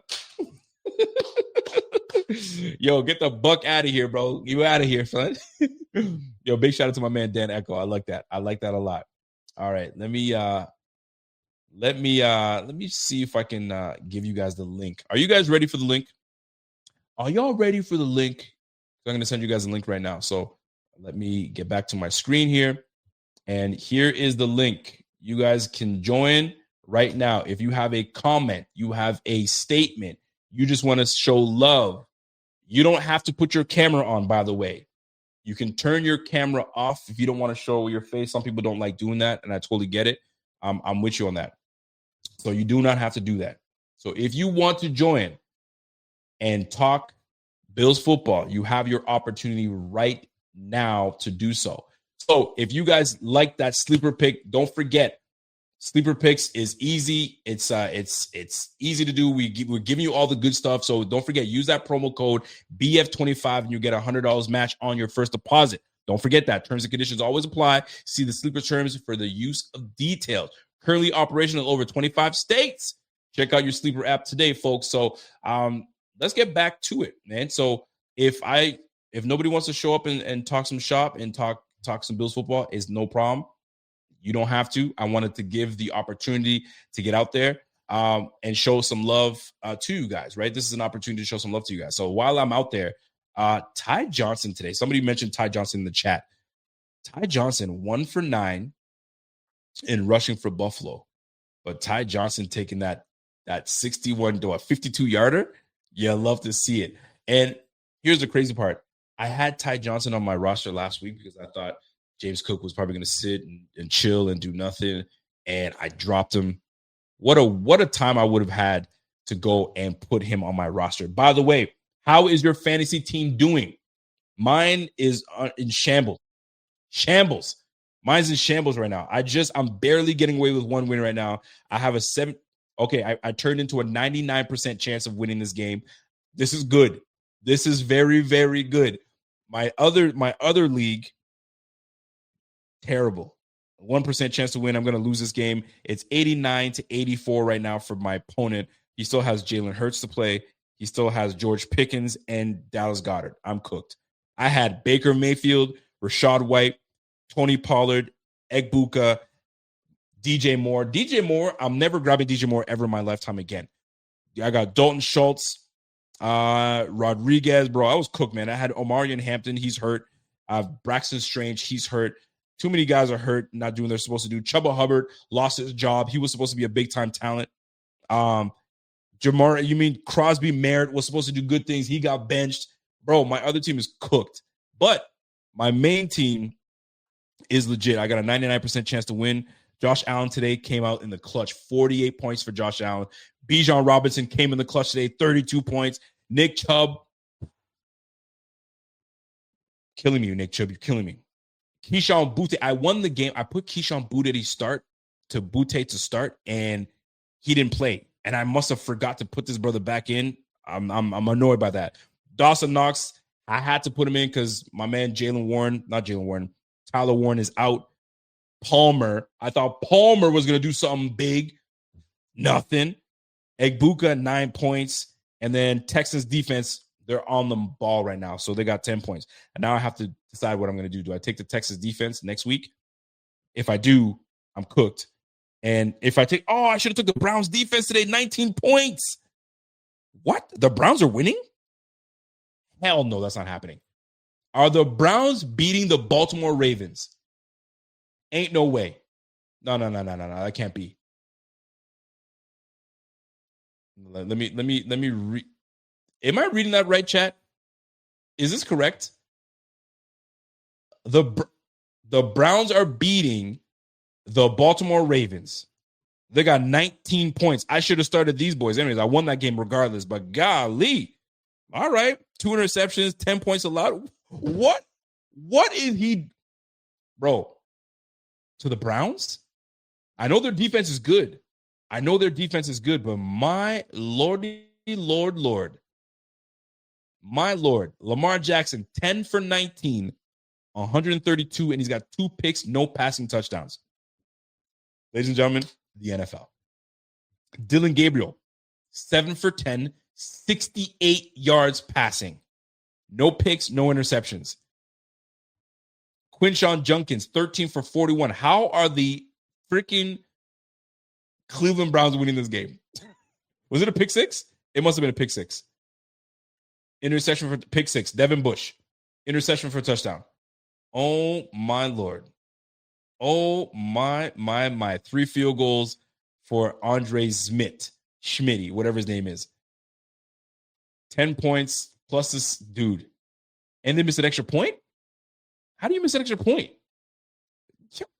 Cleveland, you're gonna give this game away. Man, Cleveland is a piece of work, I'll tell you. All right, let me get into my calls. I do have one caller coming in. My guy, Bartek. Talk to me, boy. What's good? What's good, Rico? How you doing? Listen, Rico is fantastic. The Bills win. Josh had 6 touchdowns today. You know what I mean? We're playing Thursday Night Football. Yo, we doing all right, bro. We're doing all right. How are you, Bartek? Talk to me. The Polish tube. I'm good. I just just got out of church. I had to leave the stream for an hour, and I just got back, so just in time, you know. I respect it. You do what must be done. I love it. How was the word today? Was the word good? Yeah. It's always good. You know, God is good. It's always good. All the time, so. Bartek, talk to me. What's on your mind, man? How'd you love this game? I'm out here. I live in the suburbs of Philly, it's like a small town out in the west side of Philly, but it's so hard to find a bar that has a Bills game, so I had to go to like one of those one of those like chain rest, kind of like those chain like Applebee's or whatever, like McAllister's or something. They have like different these, that have the bars that have show like every single game. So I was good, I watch it like without the commentary, but there was a Bucs fan sitting next to me, even though he didn't have any gear on, but he didn't even say a word to me, which is funny. But I mean, I was good. I was just living through the emotions. I mean, how many lead changes were there this game? I think they said 9. It was like 9 lead changes. Yeah. So I mean, it's it's crazy. I don't know if I was gonna rewatch the show. The one thing I was gonna say is shout out to Ty Johnson. They finally started utilizing him. You know what I mean? I mean, we after what we saw last year, it kind of was like it was kind of head scratching. It was like why we haven't seen him as much this year. And then it was nice to see like, hey, Cook wasn't like you could see in the beginning. I know I was messaging you on Twitter like, hey, the running game wasn't going. It wasn't working too well with Cook, but then when Ty started coming in, he was getting good chunks and good yardage. So that was good to see. And yeah, I mean it's crazy with this team. You just don't know what we're gonna get every You week, you and it's don't, man. going against the Texans. It's gonna be, I think, a great, like, let's be honest, we're gonna face a similar style defense in the playoffs, right? Whether the Broncos 100%. are really good, you know what I mean? I mean the 100%. Texans if they get in. So I think it'll be a good test. And yeah, I mean, I don't know. I'm excited for the win. I missed the first like series because I was driving to the bars, and I heard that, like, we Josh threw that interception, and then we held him to 3, so I missed that. It was Um, huge. but it was that was huge. I mean, the defense. I know everyone always hates on the defense, and today I know they gave up some big chunks. It is worrying because it's like, I don't know what your thought is. I know there's so many hypotheticals in football, in the NFL. You could say, "Oh, this play," like that face mask they gave us that call. Part of me is just like, what would have happened if we didn't get that call, or like Exactly. little things So like many of that. those things. Yeah. So, I And don't know. and I don't know. Sorry. Go ahead. Sorry, Rico. no, no, not to cut you off, because these very things happen, right? Because the Yeah. game was still close at that point when that Yep. play happened. So Exactly. when earlier in the chat somebody was like, "Man, Rico, be quiet," you started making nonsense up, right? Let's just Yeah. say Baker Mayfield gets a break, and that doesn't happen. They get the ball back and they score. Josh's 6 touchdown game is null and void, and then we're Yep. back Yep. to the grumbling Bills. So this is Yep. why I tell like people that watch the games, bro, watch the whole game. Don't just watch You're complaining we won six touchdowns. Boy, does that Yeah. drive me nuts, man. It's okay to criticize your team, bro. If my daughter has a soccer game and she put 3 goals in the back of the net, but she had multiple mistakes, bro, we're gonna talk about these mistakes. We can celebrate your 3 goals, but we're gonna talk about these mistakes so those mistakes don't happen again. Yeah. So you can get 4 or 5 goals next time. Anyway, I And the thing. get fired up, and I gotta Yeah. chill. No, I mean, I hear you. And the thing is, though, people realize it's like, hey, you're pointing out these mistakes. It's not like we're hating on the team. You know what I mean? It's a matter of, or like, oh, you're never satisfied. It's a matter of, I think it's a matter of like worry, because you know what this team is capable of, and you know where Facts. we're trying to go. So we're not. It's like that's why the whole being a fan thing. It literally depends on how your team is doing in this grand view of things, of like, hey, like, our goal, we didn't come into the season thinking like, oh, let's get into the playoffs. We're thinking we're going for the Super Bowl. So it's like, so when you see these mistakes, you know what I mean, and you see these things, you're here thinking like, it's like, yeah, I'm excited we won the game, and that's what's great, but it's like, thinking about the long term, that's what's like worrying in my, and like, Tampa didn't have Bucky Irving. If Sean, what was his name, Sean Tucker, right, if he did that, which I got him on my fantasy, Oh, but I you son of a eventually, like, I gun! picked Did him you up. really? I picked him up right before the game, and then You but, a-hole. just put him on the bench. Like, I just picked him up Oh, just to have him. you set him down. You should have started him. I know, and he would have went off. But it's funny. My fantasy is funny. One I'm doing good, one I'm doing bad, and one I'm doing really good. So, Buddy, one of them. This is why I cannot do more than listen. I did 3. I bit off more than I could chew. I did 3 3 teams this year. I left Jackson Dart on one when I knew full well that he was. But I was so focused on my other 2 leagues, I forgot about that one. Golly, man, I cannot do more than 3, 2, yeah. and that's it. I have people telling me they're in like 6 or 8. I'm just like, what? How? much. Like, how is that Way too even? much. I don't even have like, Rick. I don't even have kids, or you know what I mean. Like, Unreal. I don't have like any responsibilities besides work, and I'm here like, I can't even be in more than 3. So, I love to see it. Yo, by the way, Kansas City and Denver tied at 13. We got a game. I'm obviously rooting for Denver. I moved from Denver. My parents live in Denver now, but so obviously I root for them over the Chiefs. I mean, you root any team over the Chiefs anytime. But the thing is, Denver pisses me off so bad. I was watching it like the first, like, literally couple drives of when the game started before I went to church, and they were on, like, same thing. They were like on the end zone, you know what I mean? And they just couldn't even punch it in. And they could have went up like 9. They could have went up 10-0, and then it ended up being 6-6. You know what I mean? And Unbelievable. It's just Denver's just frustrating. I just feel like their offense is. Listen, the whole league this year is frustrating because there's teams that like right now, like the what is it like? Where's the Browns game? The Browns Ravens game right now. What is it? What is apparently Shedeur Sanders is in the game now. Yep. So my buddy that's texted interesting. me. Yeah, I'm sure what's his face is absolutely pissed about that. Where was that? Because I know he hates that dude big time. The Browns Baltimore. Where's that game at? Browns Baltimore. See, I lost it. I don't even know where it is. What's the score? If anybody knows the score, let me know what the score is because I don't know why it's not showing up.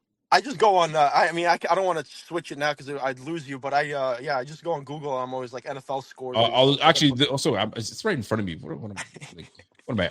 I'm on the R word. So it's still 16-10, and they're going into the fourth quarter now. So there's still a lot of game left. So we'll see how that all shakes out. I'm just hoping. I mean, let's be honest. If the Chiefs and Ravens lose, it would be huge for us. I mean, it would be massive. You know what I mean? Listen, man, we're onto something. We're about to be onto something. So we'll see. Bartek, give me one last. I know you're gonna go watch you're gonna go rewatch the game. So I hope to. I mean, we always message each other on Twitter. So we'll discuss that. So your thoughts on this upcoming game against the Texans? Does that have you worried, or do you feel like this game today is a perfect recipe we needed to go into Texans and take care of business, whether it's against Davis Mills or CJ Stroud?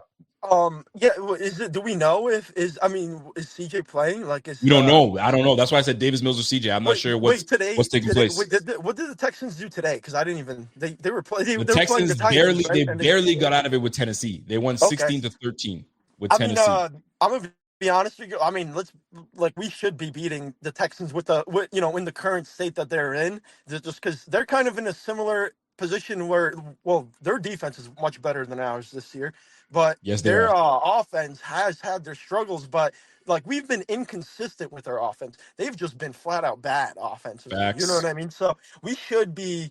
I'm excited to see, because it's like, that's the thing. What we saw today with the passing. When did we see that last time? I mean, was it against the Ravens in the last couple minutes of the game? Like, when did we, you know what I mean? When did we get to see this kind of, offensive display? And I feel like it's been a while. Maybe it has been a while. And so now it's a matter of, okay, are we going to see it again?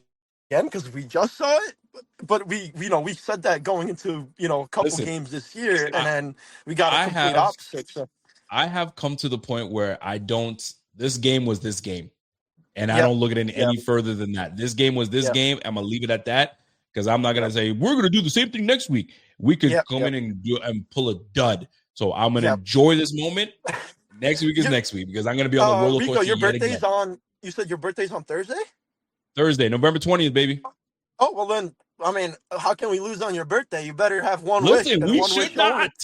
We should not lose on the birthday. So I gotta try to decide. I gotta show you one thing before I go. All right, look at this. What's up? Talk to me. Oh my gosh, it just died. Damn, this is embarrassing. I had all right, there it is. Oh, that's dope. What is that? That's it's a light. It's like attached to the car on the side of the door.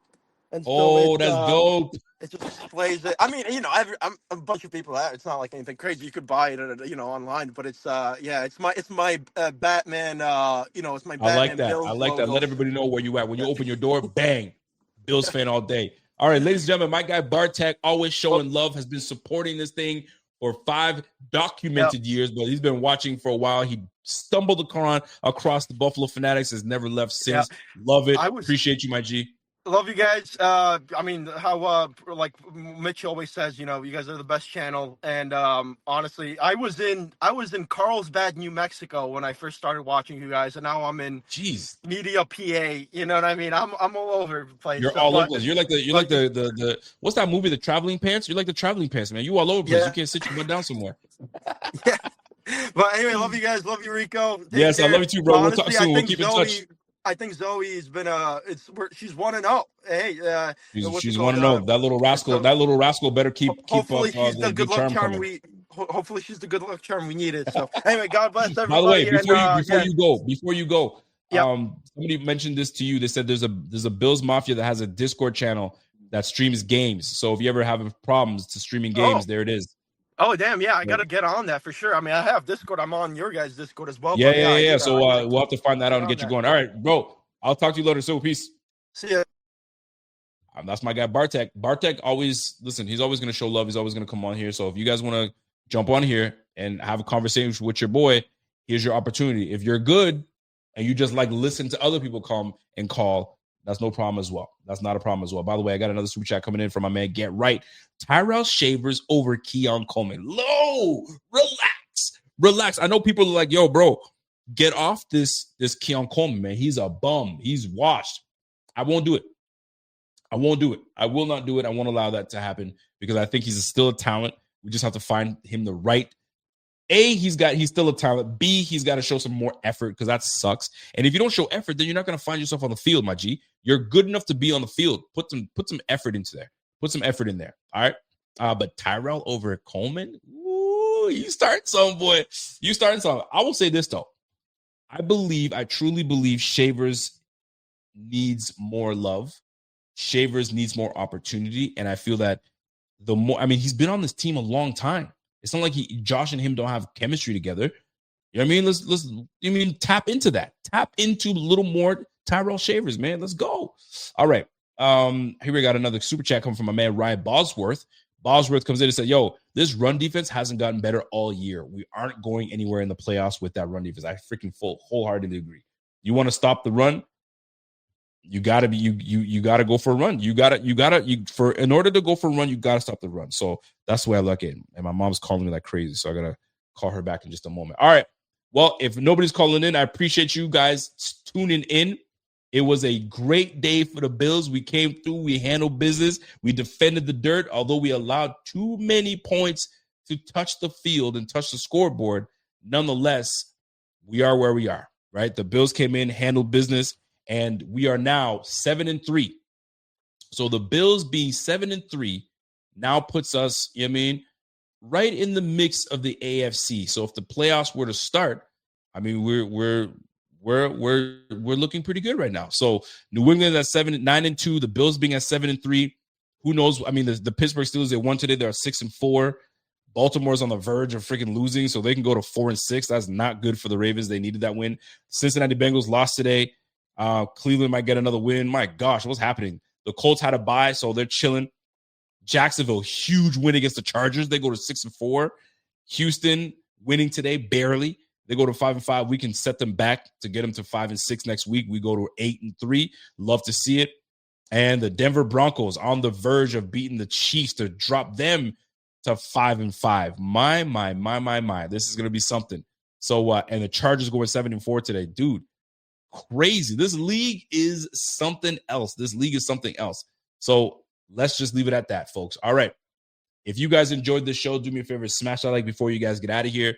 If you are looking forward to tapping back in on Tuesday, I will be back here Tuesday running a show with my man, Carl Jones. I'm sure he's going to have a lot to say. He was in the booth today, so he'll have his 2 cents to drop in. I'd love to see what he thought about the defensive backfield. How did Maxwell Harrison do? How did Trey White do? How did the whole crew do? I saw a lot from Benford. Benford was looking good. So great job altogether. Great freaking job. So that being said, I want to give a round of applause to the chat today. You guys were amazing. We had 2,300 strong. We got almost 1,500 of you guys on X. We got another 260 right now on YouTube. Much love to you guys. Huge game for the Bills. We needed this win. This was a must win. This was a must win for the Bills, and I applaud every one of you guys for tuning in. This was great. That's it for me. You enjoy the rest of your NFL Sunday. Before I get out of here, here's what's happening with the scores. Here we have it. We got the Seahawks losing to the Rams right now. So that's an interesting one. The 49ers are absolutely handling the Cardinals' business. The Ravens, they tightened the score up to 16-13. We'll see how that ends up. The Chiefs locked in 13-all with the Broncos. The Lions are going to be playing tonight against the Eagles. That should be an interesting one right there. The Commanders, they blow 16-13 Dolphins. The Dolphins might make a run. Did you hear what Gruden said? Gruden said the Dolphins have every reason to stay in this. Think about it. They beat the Bills. They beat the Commanders. They should beat the Saints. They should beat the Jets. And then they go up against the Steelers, which they can beat. They can beat the Steelers. We'll see how that shows out, man. I mean, the way they're running the football. So what are they? The Dolphins are 4-7 now. So they beat the Saints 5-7, Jets 6-7. If they beat the Steelers, they can get to 7-7. We've got ourselves an AFC East battle. Watch out, ladies and gentlemen. And then they got the Bengals after that. I mean, shoot, you might see the Dolphins make a run. I'm just saying. It could. You just never know these days. So you guys have yourself a great rest of your afternoon. If you guys enjoyed this show, do me a favor, smash that like.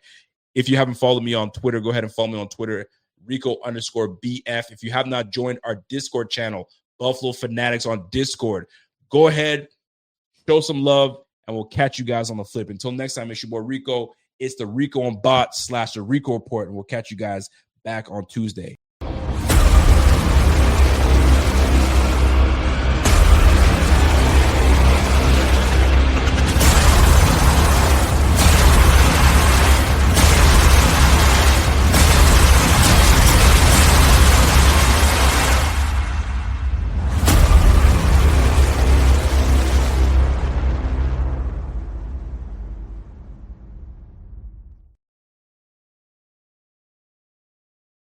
If you're a custodial supervisor at a local high school, you know that cleanliness is key, and that the best place to get cleaning supplies is from Grainger. Grainger helps you stay fully stocked on the products you trust, from paper towels and disinfectants to floor scrubbers.